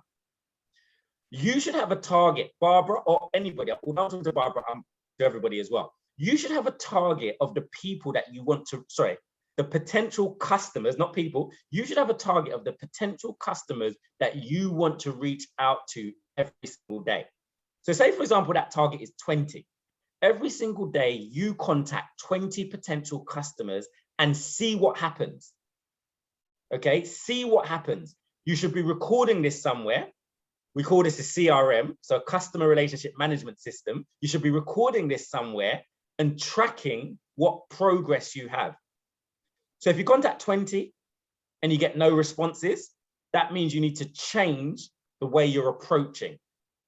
Okay? If you contact 20 and you get 1 or 2 responses, in a way that shows that every 20 people that you contact, you can probably anticipate that you're going to get 1 or 2 responses. And then you need to work out of those 1 or 2 responses, how many sales do you get?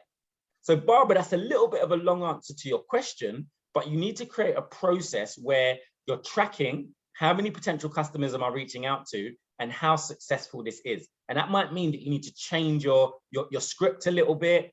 It might mean that the value proposition is not right. So that's quite important as well.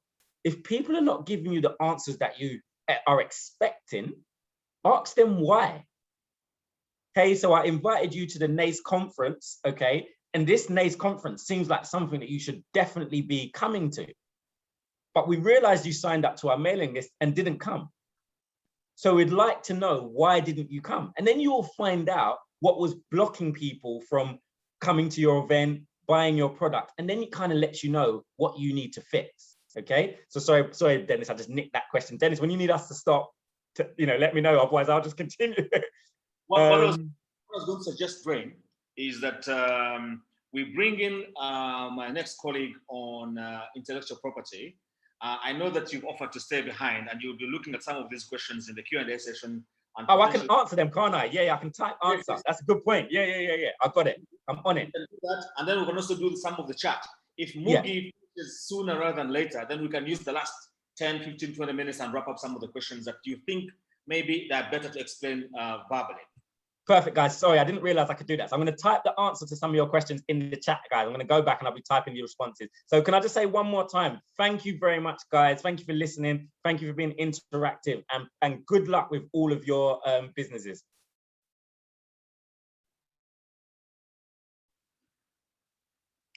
Right.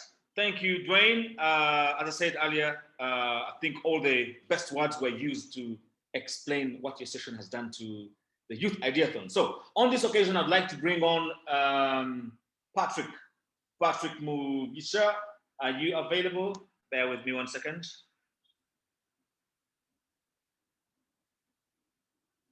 Patrick, can you hear me?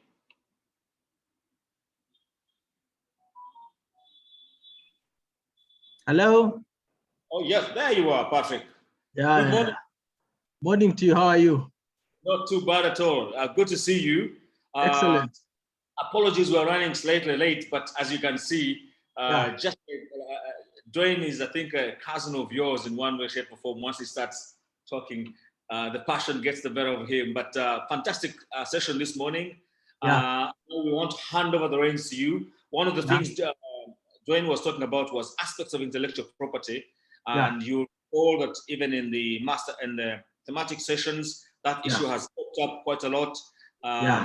We thought that maybe since we're dealing with ideas, that we ought to have a session around intellectual property, because intellectual property is a key part of this whole Ideathon project. We want to make sure that people's ideas are secure as much as we possibly can.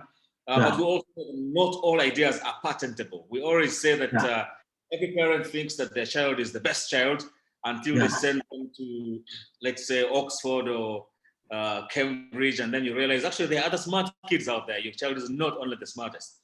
Absolutely. And most ideas are not even patentable. Sometimes you think you have a novel idea, and then you discover that someone has done it before. So I'd like to hand over to you. Hopefully you can use the next 30 minutes to share with us about intellectual property, your thoughts, your experiences, and the message for the participants. Over to you, Patrick. Okay, thank you, Dennis. And thank you, my Dennis said that maybe you could be my brother, Dwayne. Good morning and welcome to Uganda virtually. Pleasure to meet you. 30 minutes is what is allocated to me. So basically, I want to divide this accordingly. The first 5 minutes, I just want to request all the participants to try and Google, type on the Google search, just the key words of the ideas. 2 minutes, just do that.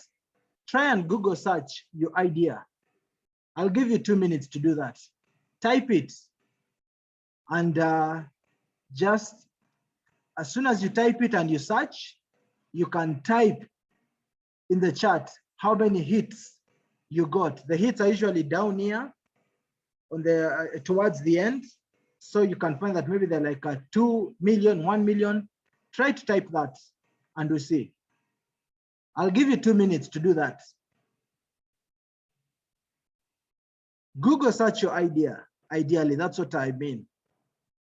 Kindly, 2 minutes.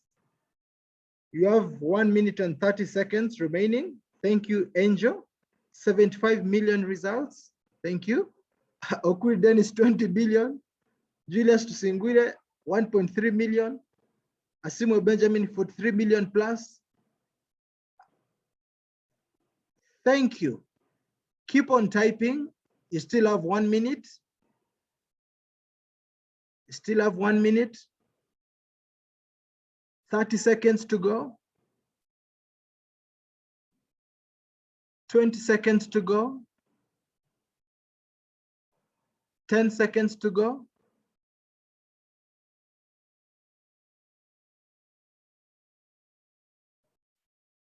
5 seconds to go. Stop. Thank you. Now, the next task is just open Google Patents. Open Google Patents. Just Google search Google Patents. It's a search engine for patents primarily. Just open a search engine known as Google Patents. I'll give you 1 minute to navigate through that.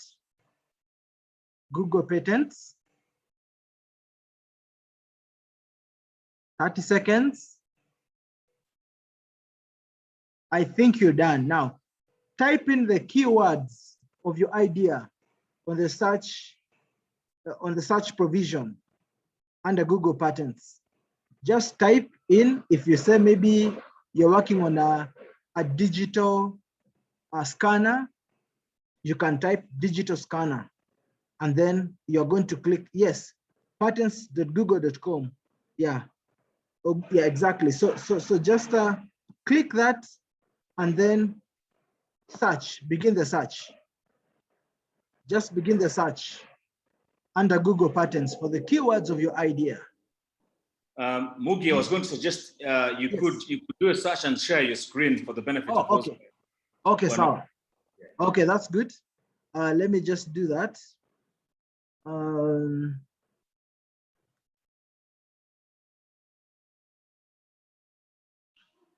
But it's interesting looking at the results that people are. I think Albert can help me to share. Albert, help me to share. Yes, let me do that. Okay, thank you. Allow me to get my video off for now. Albert, are we on? Yes. Thank you. So I hope everyone is seeing that new screen for google.com. Sorry, let me just go back to Google Patterns. Yes. You need to share now. Okay, let me.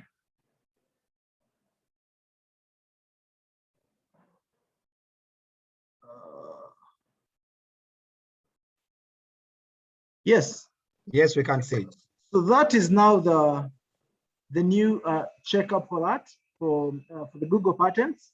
So let's say, for example, someone is working on let's say a digital scanner, digital balance, digital scale, for example. I'll be able to do that.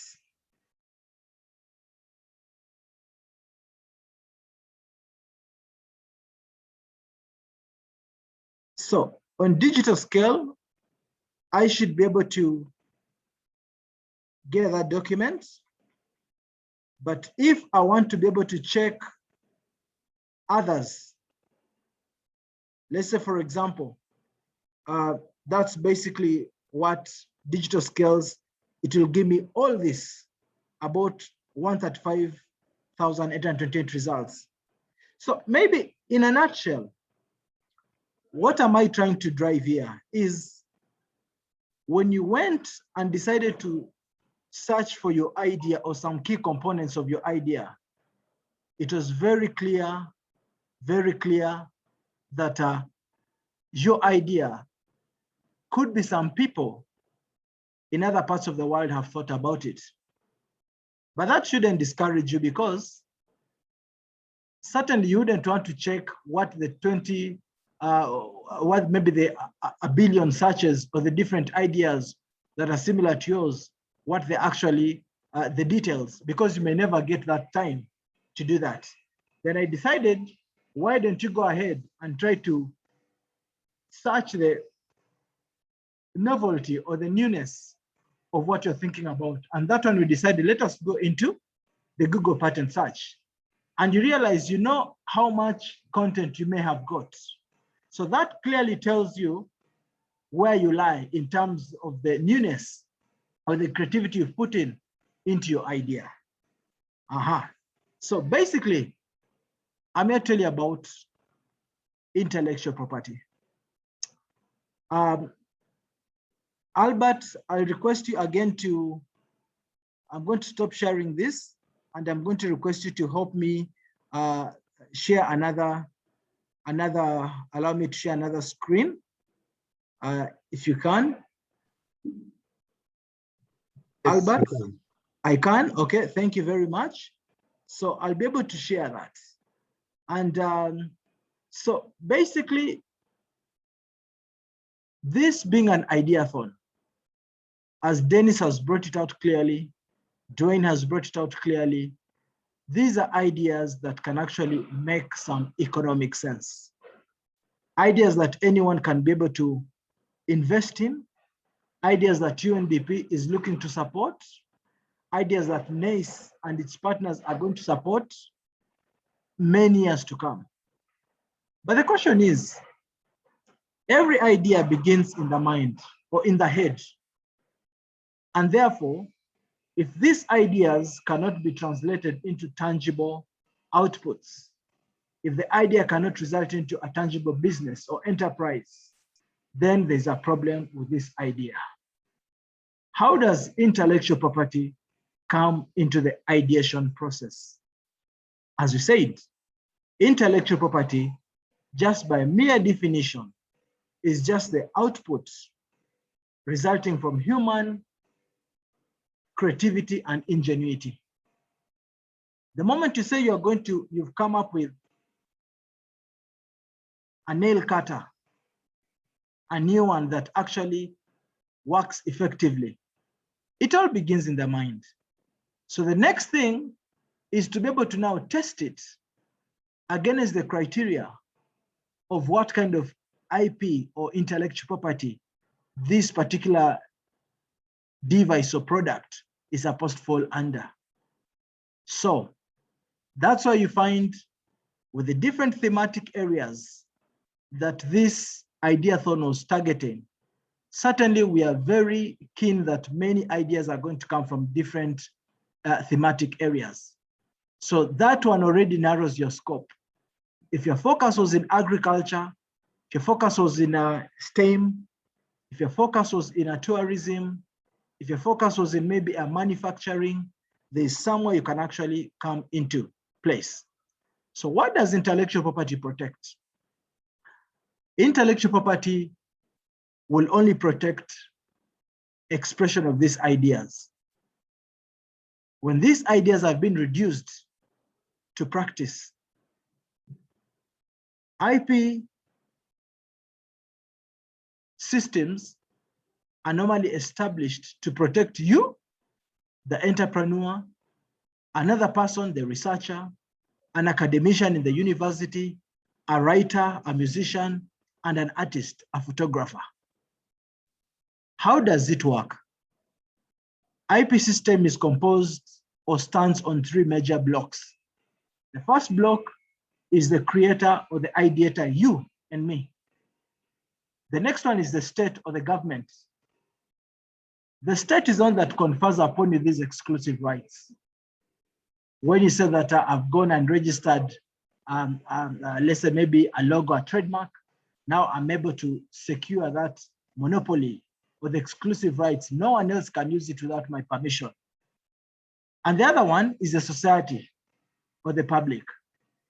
Remember, ideas catalyze knowledge creation, but knowledge transverses boundaries. The knowledge that you have today can be used elsewhere. Knowledge does not have boundaries. That's why you can actually be able to go and study at Harvard without leaving your comfort zone in Kanungu. Because of internet, because of YouTube, because of availability of online courses. So what are the different types of IP? You're going to look at, depending on what you've actually thought of, it will always classify your idea to where it's supposed to be.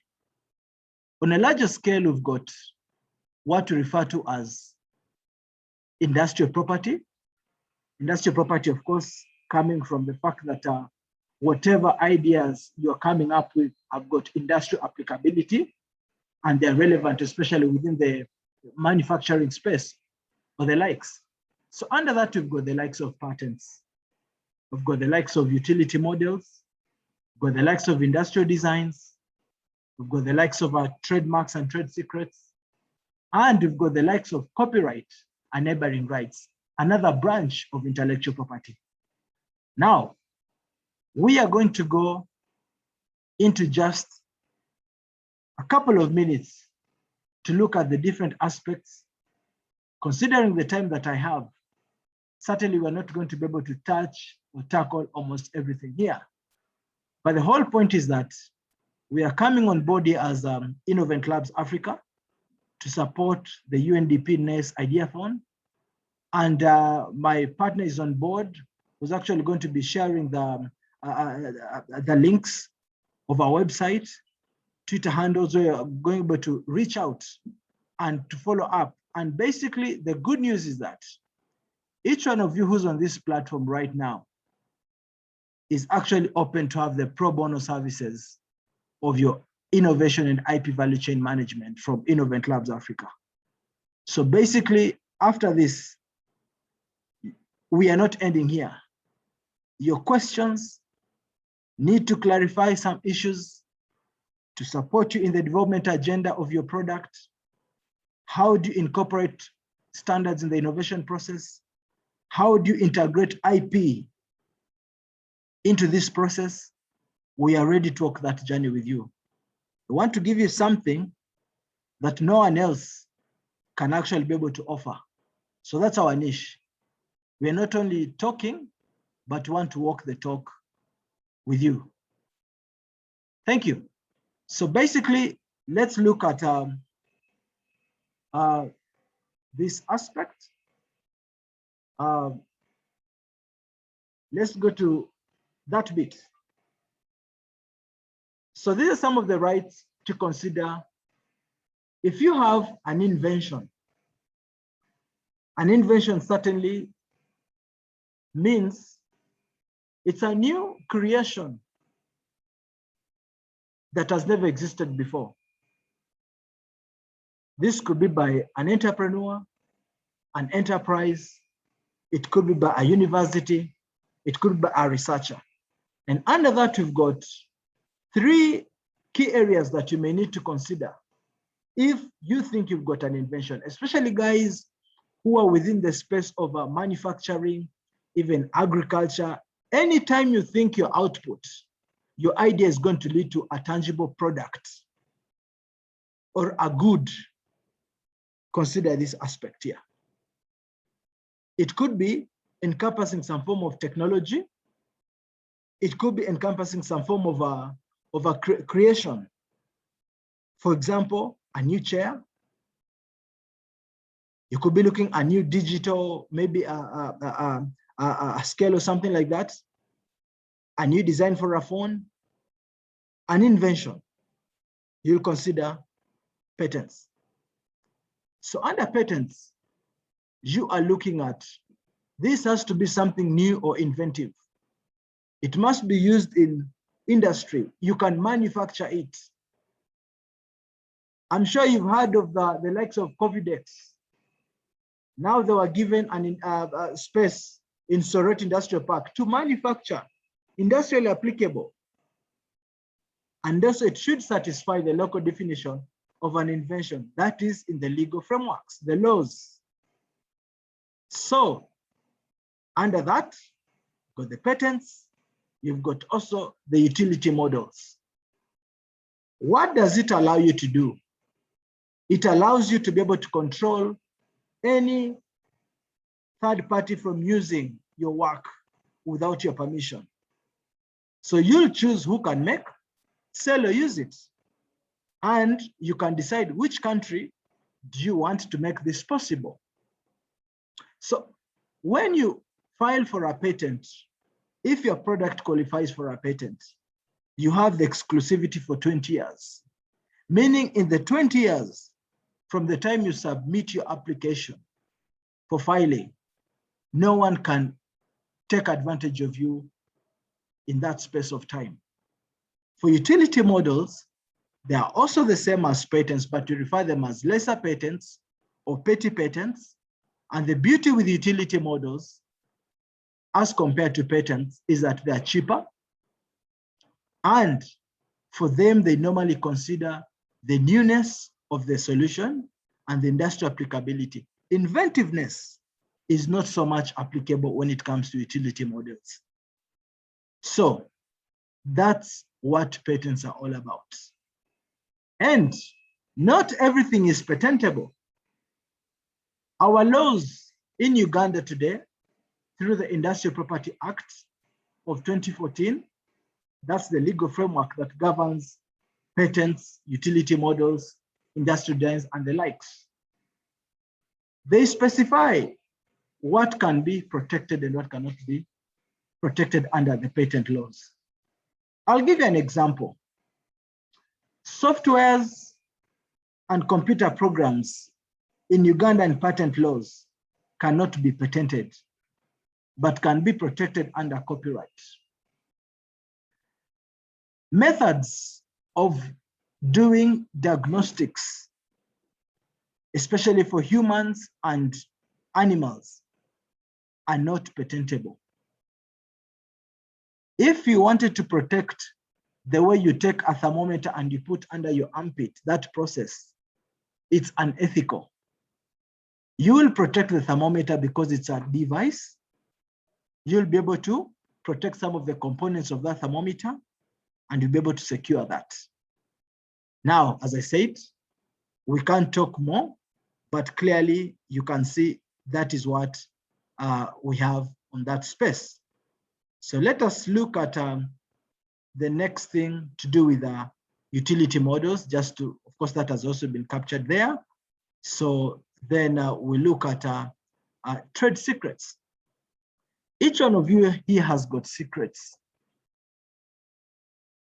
If I asked you, each one of you, to share his or her secret on the chat, you'll be blown away.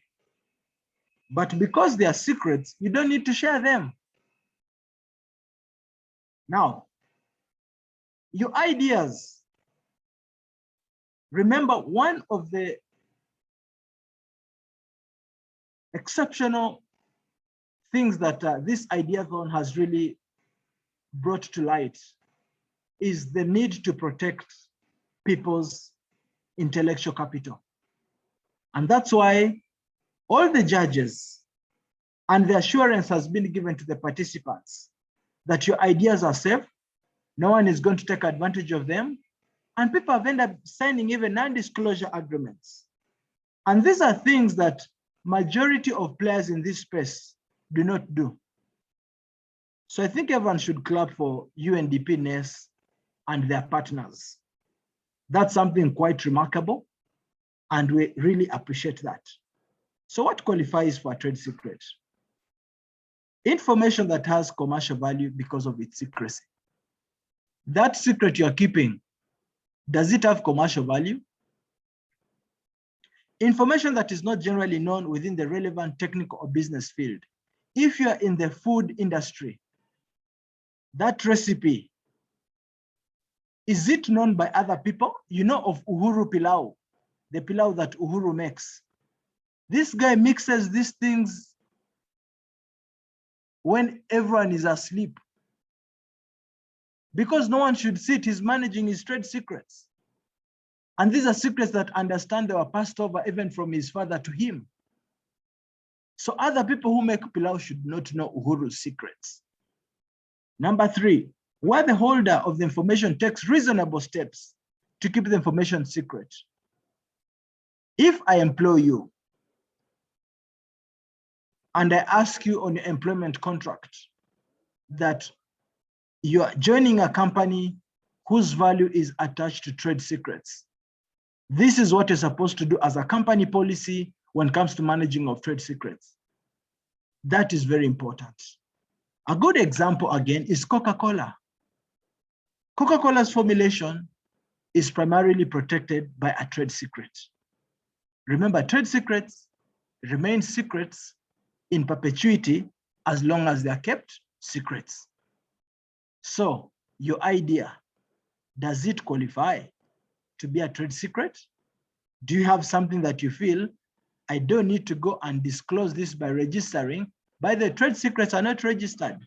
So you'll not go to Uganda Registration Services Bureau that you want to register a secret. No, you don't disclose. You do not. For more, we'll catch up on that. Let's go to, if your work involves creative works, and I saw this was part of the things that were also presented under some of the thematic areas. So copyrights are very critical. So what does copyright protect? Copyright protects the expression of ideas. Copyright does not protect ideas. It's the expression of the idea. Now this could be in form of literary works. You can see here what this protects. You can see books, lectures, speeches, plays, musicals, this, all this. The likes of Chameleon are here. I've seen guys on the in the chat who are saying that First, we will make robots or these playwrights and everything. You'll fall under here. Guys who are designing logos for your businesses, they all fall under this framework. Those who write lyrics for music, scripts for films, they all follow under this space. So what is the duration of copyright? If you say you've written a book, let's say The Mustard Seed or Chintu and Nambi, that story, if it has been put in a literary form, usually copyright, you own it through your entire life and 50 years after your death. So if you write a book today and call it Uganda and its benefits, you've written it today and you secure copyright, you own it, you'll begin making money through your life. And after your death, you count 50 years. Now this varies from country to country. And that's why those who did literature, you read the stories of these guys in the famous guys, William Shakespeare. So you find out, this is part of your assignment. Is the book by Romeo and Juliet, is it still under copyright? So you can find out and you tell me on the chat at your own time. So this also demonstrates what you gain from copyright. It's both economic rights and moral rights. So copyright, you're able to distribute your work, you're able to make public performance, you're able to sell or allow someone to actually adapt the piece of work into a movie or a poem or a play, and you're able to get more money. So let's look at another bit when it comes to design rights, industrial designs. So basically, if you look at your phone right now, if you look at the shirt you're putting on or the dress you're putting on, look at the pants you're putting on, look at the pair of shoes you're wearing right now, and look at maybe the laptop or the computer you're using, you realize something must have attracted you that has got nothing to do with functionality for all those articles I've mentioned. Now, industrial designs are able to spread you out to the marketplace in terms of attractiveness or appearance. So industrial designs will always protect the ornamental or aesthetic aspects of an article. And this can be either 3 dimensions or 2 dimensions. So guys who are into the fashion industry, there's a lot of industrial designs to get on that board. So basically, what does design rights give you? Commercial value, definitely. You'll make income by licensing. You'll have a stronger market position, and you protect against third parties who want to use your work without your permission. Now, I think just to go briefly onto how do you protect these things in Ugandan laws? We've got a national IP office, which is hosted by Uganda Registration Services Bureau. Usually the intellectual property has 4 distinct phases: the generation of the IP, protection of the IP, commercialization of the IP, and enforcing the IP. So you cannot protect what you've not generated.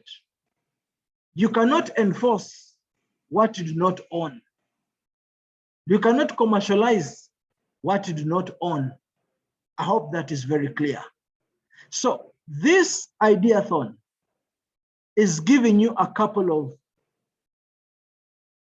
is going to present to you a couple of aspects, how they're going to walk this journey with you through ILA, Innovent Labs Africa. We should be able to help you out.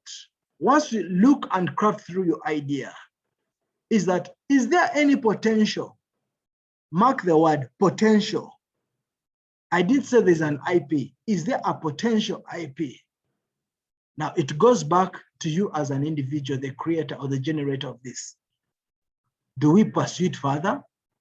Or do you want to say, no, I'm not going to pursue this, but I would rather hold this know-how as a trade secret? Then we can also support you to walk this journey to the very end. And protecting it, of course, comes at a cost.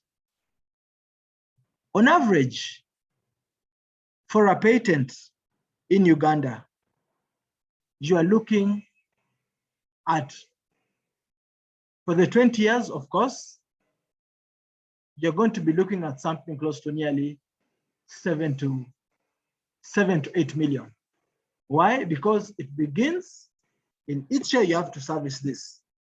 You first apply, it's granted, then every year you pay what you call the maintenance fee.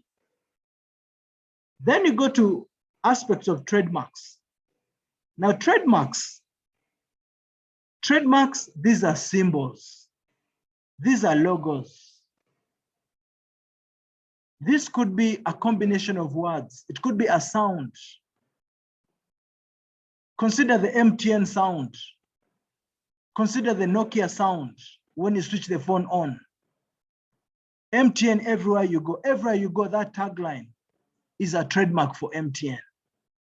Airtel, the smartphone network, is a tagline for Airtel, which is still a trademark. So majority of these ideas, if they're going to make it to the market, you would need a logo that is going to differentiate you who's dealing with rice from other players who are dealing with the same product in the marketplace. How do you brand? How do you position your logo to reflect and to be traced to you? We shall be able to walk this journey with you to help you, even to design that logo. Not every logo, by the way, can qualify to be a trademark. There are rules and regulations. How long do you get to protect a trademark? The first time you get protection for a mark, you're looking at 7 years, then after 10 years, every 10 years in perpetuity. So under URSB, you'll be able to seek to present your application, which will be able to give you the technical support in that space. And to be able to, they receive the application, and what they do, they examine the validity or the trueness of these particular forms of IP based on the law. They can decide to grant it or they don't grant you. The next thing is commercialization. When you decide to commercialize your IP, it's because IP, we refer to them as intangible assets. The way you can own a piece of land, the way you can own that phone or a car as a property, a form of property, and you attach a value to it, is the same way you can value a patent. And in other countries, intellectual property can be used as collateral. You can go to a financial institution and you tell them, I've got a patent, it was granted, and I'm looking for money. I want to present this, this title of patent in exchange for 10 million Uganda shillings as security. Majority of you might reach a point where, like, you may not be naturally an entrepreneur, but naturally you are an ideator. So what we want to present in this forum this morning is that if all of you here, I can assure you, all of you are not meant to be entrepreneurs. I think here I might disagree with that, Dwayne, and also my brother Dennis.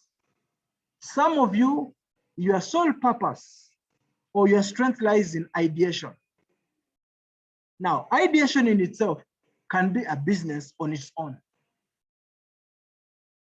Commercialization of IP takes a unique setting.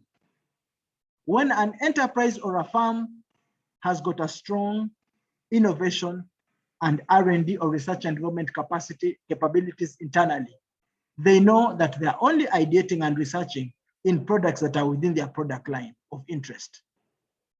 So majority of you are ideators, but as an ideator, when you're able to secure and protect your patent or your trademark or your industrial design or utility mode or the different forms of IP, the next thing is for you to go to the market and look at who is this player in the private sector who is actually able to take on this product. And you decide to negotiate a form of licensing agreement where you give partial ownership in exchange for some money in form of royalties, or you can decide to buy it or sell it off through what we refer to as an assignment. We shall talk more as you engage Innovent Labs Africa in this particular space.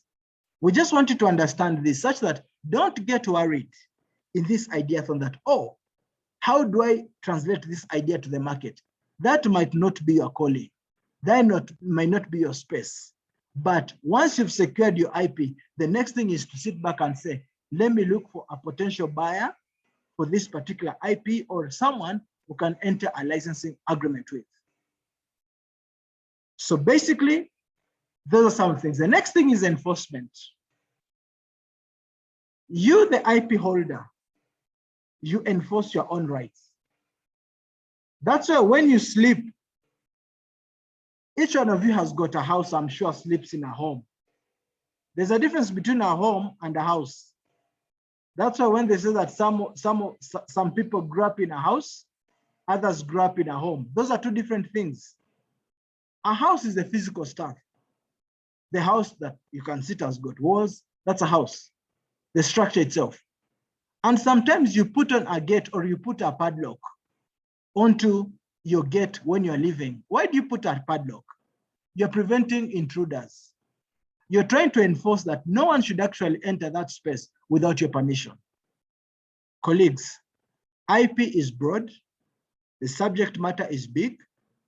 This takes a unique set of skills that can actually be able to help you in terms of service delivery, for you to be able to appreciate it and see how does it strategically work in your idea? How does it work in your enterprise or new business? How do you position yourself? When you decide joint ventures and venture capitalists come and say, hey, we've got a lot of money, want to invest in you. How do you position yourself? How do you manage the ideas that keep flowing out of your mind? Colleagues, my brothers and sisters, I may not be able to speak all this now, but you've got a brief shot of what it's all about. And maybe in the subsequent phases, as we engage in this entire week, keep your questions coming. We shall be able to respond to them. My colleague has shared the links. We should be able to engage you even after this. But this pro bono service that we want to give each one of you is for you to appreciate that, okay, at the end of this, can I really make it count? Yes, you can, because you've got a chance. My parting shot, Dennis, 1 minute. The thing is this, in all this, I want you to think of one thing. You don't succeed because you want to succeed, or maybe you've got the best business model. There are people with the best business models, but have not made it in life.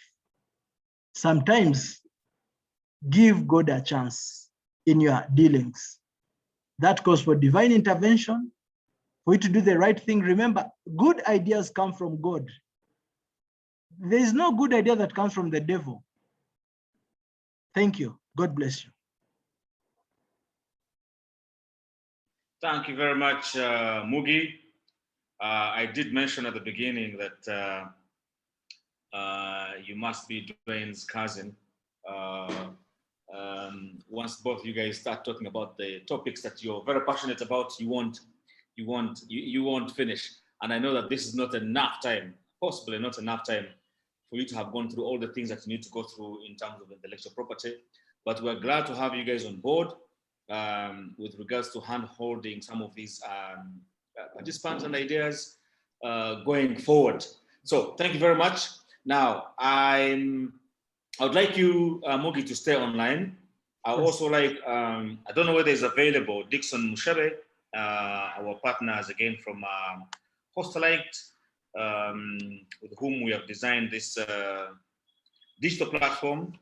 So if and also maybe one or two of my other colleagues, especially those from the UNDP, if you could stay on the line, and we'll go through some of these questions very quickly. I'd like to use the next maybe 30 minutes and go through them all. But again, too many questions. We've already answered 81 of them, and there's already 93 questions still showing up. Can I just check, Dwayne, are you still there? I am. Awesome. Dwayne, what questions have you been seeing? Which ones have you answered? Which ones do you think that you want to speak to before we dash off? What are the most interesting questions you've been seeing? Oh, bloody! I answered about 50. That's quite a tough one. I'll generalize very quickly. So, you know, I was surprised to hear, and it's good to be open about it, but I was surprised to hear quite a lot of people were saying, you know, what do you do if you're not that confident?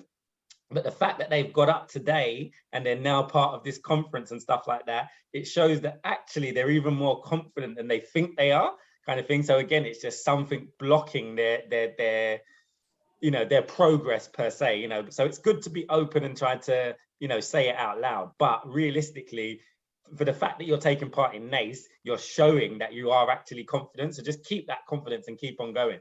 So there was a group of those, okay. There was also sort of like a group around this whole validation piece. So, you know, we spoke a lot about using the business model canvas, and your colleague that just spoke said the same thing. You know, your business model canvas might be perfect, but that doesn't mean that you're going to have a good business. So I guess I just want to remind people that the best thing you can do for yourself is validate your idea with your potential customer. So you need to get to speaking to whoever you think is going to buy this product or buy this service, and get feedback from them as soon as possible. So another person said, for instance, and thank you for this question, I think, to be honest, I think this was the best question. Somebody said, should they release a beta version of their product, even though it's got a lot of bugs? And I said, yes, release that, okay? You don't promote it, there's a bit of a difference. You won't promote it heavily or at all, but you will release it, and you will make sure that the people that you invite can get to test it and to break it and to give you suggestions. So it goes back around to the whole thing of like, getting to your customer and getting feedback from your customer as soon as possible. Don't just stay writing business plans and business model canvases and attend, although these events are great, okay, you need to attend these types of events and go out and do some work. And just very lastly, Dennis, sorry, because you asked me now. So the last one was, someone spoke about the fact that they've got a social enterprise. So they were basically saying, which is quite true, you know, they were saying that we're spending a lot of time talking about profitable or commercial business, but not really a lot of time talking about social enterprise. So the one thing that I will say is this: I personally, I don't see no difference in the way that somebody that owns a social enterprise should be operating versus someone that owns a commercial business. The only difference is what you're doing with your money. Okay, and I'll say that again, like I don't see any difference really from the way an entrepreneur that owns a commercial business operates versus an entrepreneur that owns a social enterprise. The only difference is what you do with your money, and they're as important as each other. You know, because if we use NACE as an example as a social enterprise, because of NACE, and I'm only talking about one project, they've engaged with 4,000 would-be entrepreneurs. You can't give a profitable value to that. If that was a profitable business, we'd be probably talking about in billions. Do you get what I mean? But the social capital of that is massive, okay? But Dennis still has to work like a, you know, the same rules. He has to market his idea. He has to talk to you guys that are taking part in this conference. So I keep on calling it a conference, the project or whatever, and make sure that he's giving you the value that you need. All right, so it's still the same rules, okay? But what I did like is, again, sorry, I'm rubbish with names, but the gentleman that spoke on IP, he said that what we might have to admit is you're not gonna all be entrepreneurs, but you're definitely ideators, okay? So you're definitely good at coming up with ideas, and that's true. It goes back to what I said, okay? Only a level of people make it success in entrepreneurship. Anyway, Dennis, again, that's it, unless there's... Quick question: what prototype does a service provider need to have? Good question, but it kind of depends on the product. Oh, sorry, it depends on the service kind of thing. So, you know, I would let's just again, sorry, keep on going back to you, Dennis. if we think about NACE, okay, so when I first joined NACE all those years ago, we were just doing one event. Okay, so in a way, that was a prototype. Okay, that was a prototype of what could become. So you got to think about your service as what's the minimum thing you can do to prove that you can deliver whatever it is you're trying to deliver. Okay, so it might just be an hour's worth of workshop. It might be a 30-minute chat with someone. So I can't go into detail because I don't know the actual service, but you know, that's the kind of thing. Yeah, so it's supposed to be a demo. So someone typed it into the chat. So exactly, it's supposed to be a demo of whatever you can provide or whatever your full service is. Yes, that's very well. Otim James is asking, I would like Mr. Guma to explain the last two components of business model canvas. There will be a whole session on this. I think it's on Wednesday, if I'm not mistaken. So you will get a deep dive into this one. The next question is, how does IP apply to business name and logo? If so, how does it work? Maybe this one is for Mugi. Mugi, do you want to respond to Otim James? Does IP apply to business names and logo? Yes, basically, you need to differentiate the two things. A business name might not mean a trademark. So a trademark is specialized. It's a logo, it could be a symbol, and it could be a word that differentiates your goods and services of your enterprise from other similar enterprises in the marketplace. I'll give you an example. Let us look at the beverage industry. You look at a Pepsi Cola. Pepsi is a trademark. It's a word mark, but it's a trademark. Coca-Cola is a word and it's a trademark. So those two are very, must be very clear. Must be very clear on that. Then also you may decide to, the name, if your business name, for example, you say Otim and Family or Otim and Sons Enterprises. Otim and Sons Enterprises, you can register it as a business name, as a company limited by shares, but it cannot qualify to be a trademark. But if Otim, you are dealing in, for example, shea nut butter, and you design a logo for the shea nut that uniquely presents the product you produce, that qualifies for a trademark. And it can be in form of a logo or a symbol. It can be in form of a sound. It can be in form of a tagline. Yeah, I hope that helps. Thank you. Thank you very much. If I could ask Colin, so that I can go through them. One of them is from Jawiyambe Stephen. He's saying, what's an ideal period for a business to become self-sustaining? How long is a piece of string? Your guess is as good as mine. I guess it depends. We can't possibly put, it depends. There's so many factors to consider. But we hope that that yours will be sustainable in the not so distant future, as soon as possible. Kindly enlighten us on the deadline for submitting the business model canvas attachment. That's on Thursday, but colleagues have asked that we extend it to Friday. But really what you want to aim for is Thursday. Thursday will be delivered in the last session. And after that, all ideas must have been submitted because the judging will start at midnight on Friday. Kabibi, during registration, I only registered as an individual and I would like to include my teammate. How can I be able to do this? Very good question. I'll ask, I don't know whether Dixon is available or John or IT team. If I could ask Ivy or Brenda to make note of this question so you can get back to this individual, Chibibi Hillary. And there's quite a number of individuals who are in this kind of situation where I mentioned before that one person may have registered the idea, but there's a team of people working on the idea. Simon Begumisa, it was about the prototype. Dwayne has explained that one.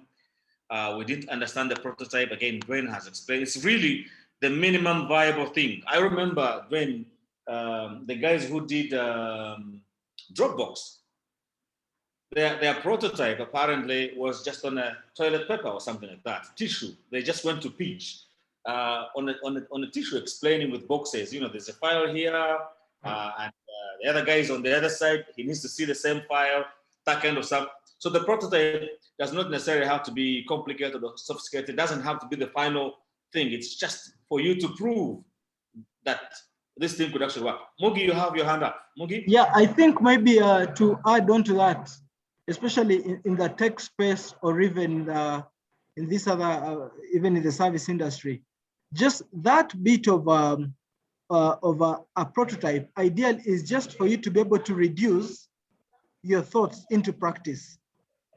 Essentially, so it doesn't matter in what form you're going to be able to present this, because if I was going to decide to so that I'm going to make a phone, I'm designing a phone, you can pick even a piece of boxes or cardboards and just make like an illustration of this phone, put all the features that you're going to. So it has got nothing to do with the final product, but it should hint at it should talk about some of the features that the final product, like anticipatory mode.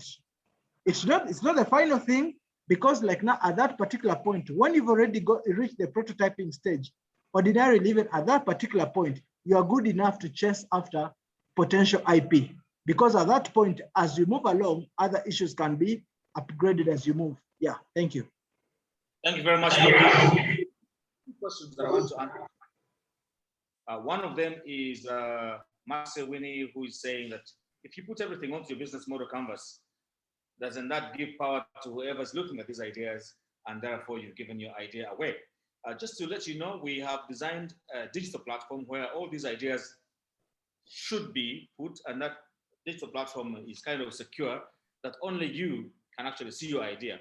The other person who will see your idea is the judge. And again, we have vetted all these judges. So these judges won't, they will only see the type of questions, that the type of businesses that they've been given. So if each judge is given, let's say, 20 businesses, that's it. You only see those 20 businesses.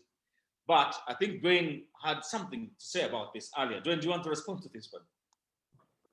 Yeah, so firstly, I'm sure Mr. Mugi, our colleague in IP, will hopefully back me up on this one.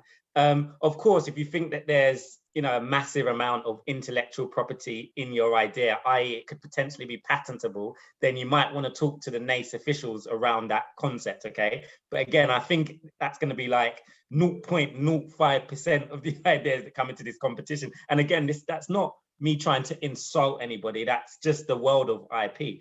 But the most important thing is, guys, if you're working with someone that is a mentor or a coach and a well-respected one, like NACE, okay, so like NACE as an example, and I'm going to try and say this from the bottom of my heart, because we get this at Kingston as well, but it's almost an insult to say to that organization, well, ain't someone going to steal my idea if I enter it into this competition?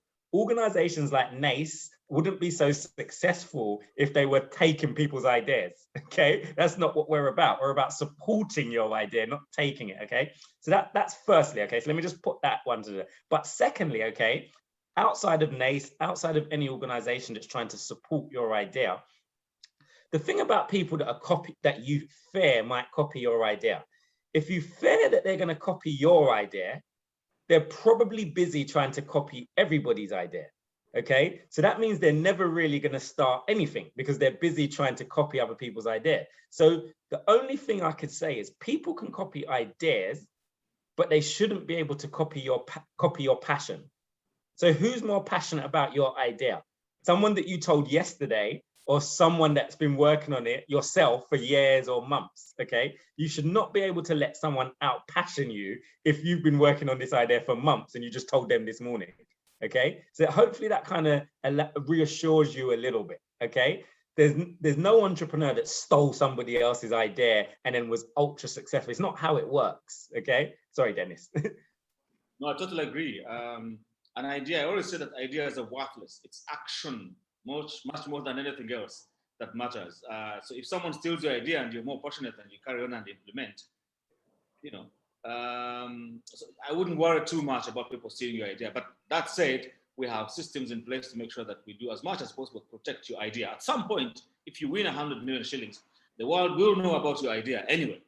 So hopefully we'll have worked with you to know which ideas are patentable, so you shouldn't worry about that. The other question that I'm seeing a lot of is this thing about business model canvas, value proposition canvas. What are you guys going to pitch, or what are you expected to pitch? There will be a whole session on this. I think the session is on Thursday or Friday, if I'm not mistaken. But there's a whole session on the business model canvas. There's a whole session on the value proposition canvas. The reason those two are very important is that you can't do a business model canvas unless you've understood the value proposition. And there's a whole canvas for that, which is the value proposition canvas. So you will get more information. If you end up submitting just your business model canvas and not the value proposition canvas, you might have missed some brownie points that another person who submits both of them might actually get those brownie points and go past you. This is back to the point of who wants it the most.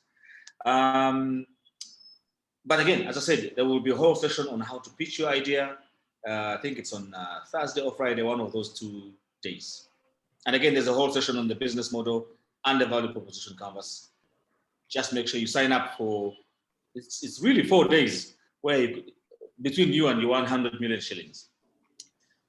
I'm just going through the questions to see which ones I can answer. There's just too many of them. Amazing new role model. I'm sure they're talking about Dwayne. Can I start when I have only 10% of my startup idea? Of course you can. Ideas never come out fully formed. The NACE you see today is not the NACE we started. We're heading in the same direction, but you go to the likes of Amazon, they never started in that way. And there's lots of businesses in Uganda. A good example being Aponye did not start as the Aponye that you know. So you have to start where you are, and ideas actually also evolve. So you can start by just wanting to sell coffee in the neighborhood, and before you know it, you have the equivalent of Starbucks with the replicable across the whole world. That's how we have ended up with the likes of McDonald's and KFCs of this world. Dwayne, you wanted to say something about this?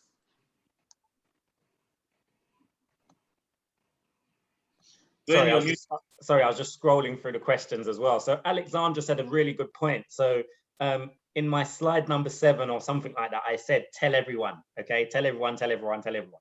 And I would re-emphasize that. I would say, yes, I strongly believe that. But Alexandra did say a good point where she was more or less saying, well, if you did have something that was patentable, should you be sharing that information? And no, definitely not. Okay, so if you've got some level of secret sauce or something that's patentable, then that's the bit you wouldn't tell.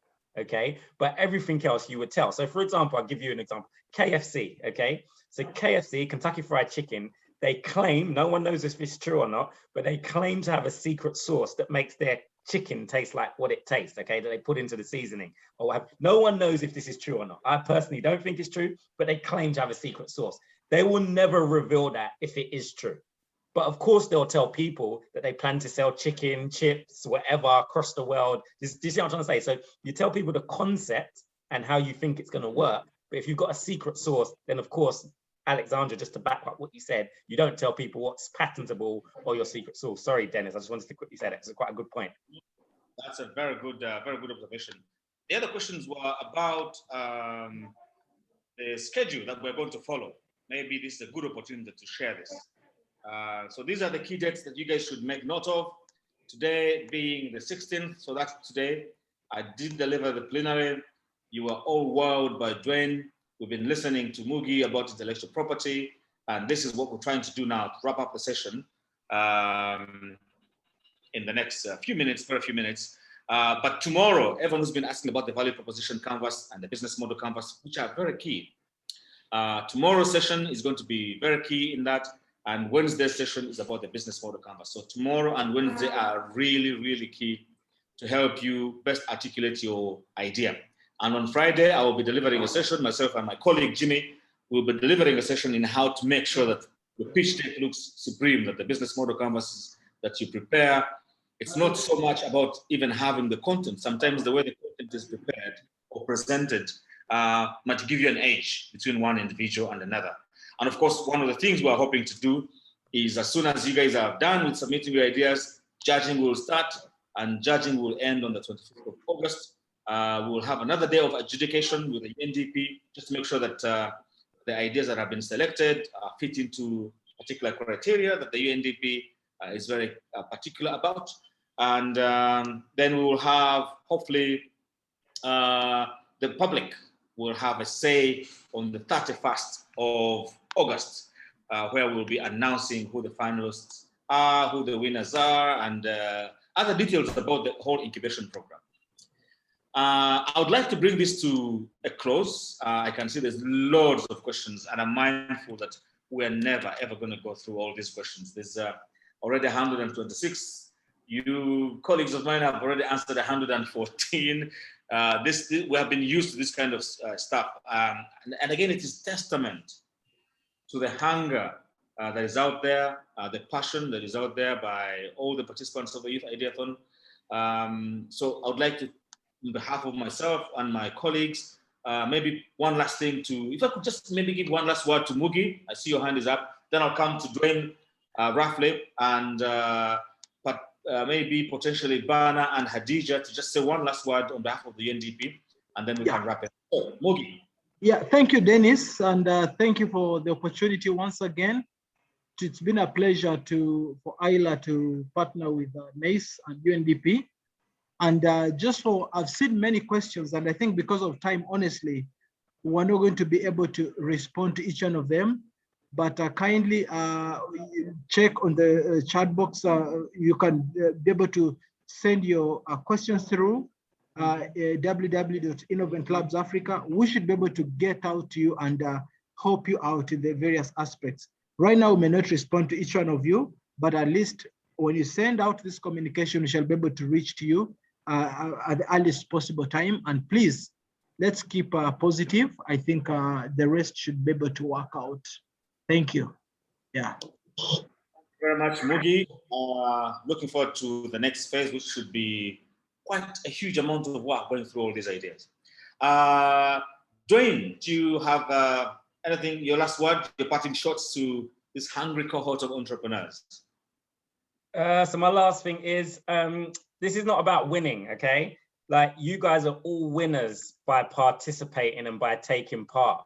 A few of you will get a grant and more support from NACE, but I want all of you to continue no matter what the result, okay? The win from this is as many of you as possible go on and start a successful business, okay? So although it's in a competition format and some people will be the winners to next week or whenever the prizes are announced, our win is for everybody to continue and go on, okay? So this is not about like, oh, if you're not successful in NACE, that doesn't mean you're successful. If entrepreneurs listen to people that said your idea is not gonna make it, then we probably wouldn't have any successful entrepreneurs at all, okay? So if you don't get the grant or what have you, I want you to prove Dennis and NACE wrong, okay, and still go on and be successful. I hope that makes sense, okay? So thank you very much for the opportunity, Dennis, and thank you very much, everyone, for listening and engaging.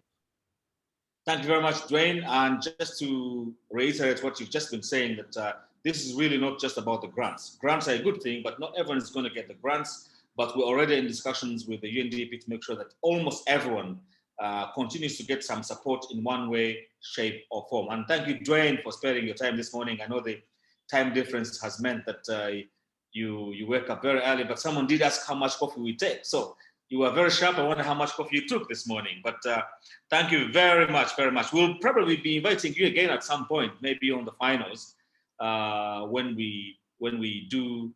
I'm sure you'd also be interested to know which ideas have actually won.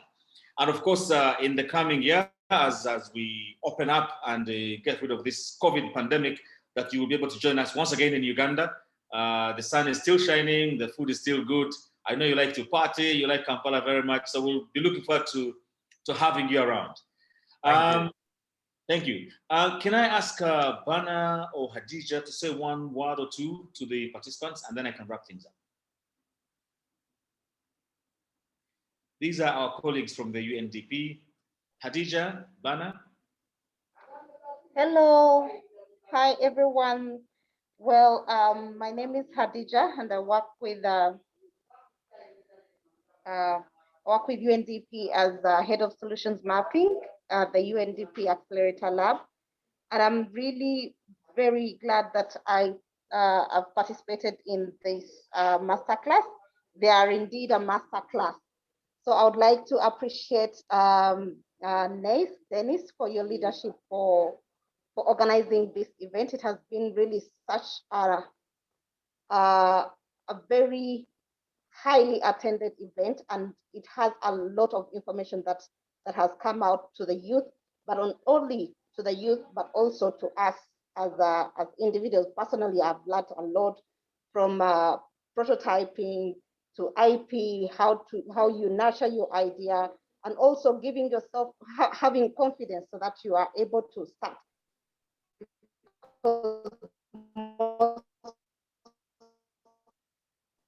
Entrepreneurs, or most people, they have so many excuses and other issues. So I really want to take this opportunity on behalf of UNDP to appreciate all of you, to appreciate Dwayne for your time, and also to appreciate Mugi for taking us through the IP session, which was really very informative, and it clarified a lot of issues that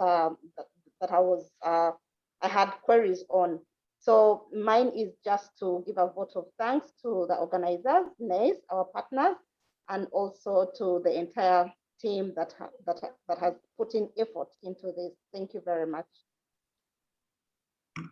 Thank you very much, Hadija. And I know that your other colleagues are in the background, not least of whom is Peter and Albert, who are the reason we are on this call. They deal with all the technical stuff, making sure that we are live and well. I do apologize today, we're not able to share the subtitles, but I think this is something for us to do tomorrow. You will have noticed that we've been very consistent with taking care of people with disabilities. Dorothy Matega is there on the sign language. I forgot to mention this one in the morning, but she's been there all the while. Secondly, these sessions are being recorded, and this evening, at some point, there will be an email going out with a link to the session, so you can watch it on demand and maybe relive the interesting moments we've shared today. But on behalf of NACE and my team, and there's quite a huge team that is happening, if you could see in the office in the background, it's about 10, 15 people responding to your questions and on the calls and emails. On behalf of the entire NACE team and on my own behalf, I'd like to thank you very much, and hopefully we can see you tomorrow, same time, 9 a.m. If you joined us today at 9 a.m., you realized we started exactly at 9. And we wanted to finish by 12, and we're going to do that with about 20 minutes to spare. So I would like to thank you all very much for attending. Please do keep working on your ideas, focus on the value proposition canvas, which we're talking about tomorrow, and the business model canvas. And some of the questions that we've not been able to answer today, I will go through them again tomorrow. If not myself, one of my colleagues will. We are also compiling a frequently asked questions, and some of these will make it into the frequently asked questions, which is usually on our website. But even if it's not on the website, colleagues will be responding to these one by one. So thank you very much, and have yourselves a lovely day, everyone. Have a good day.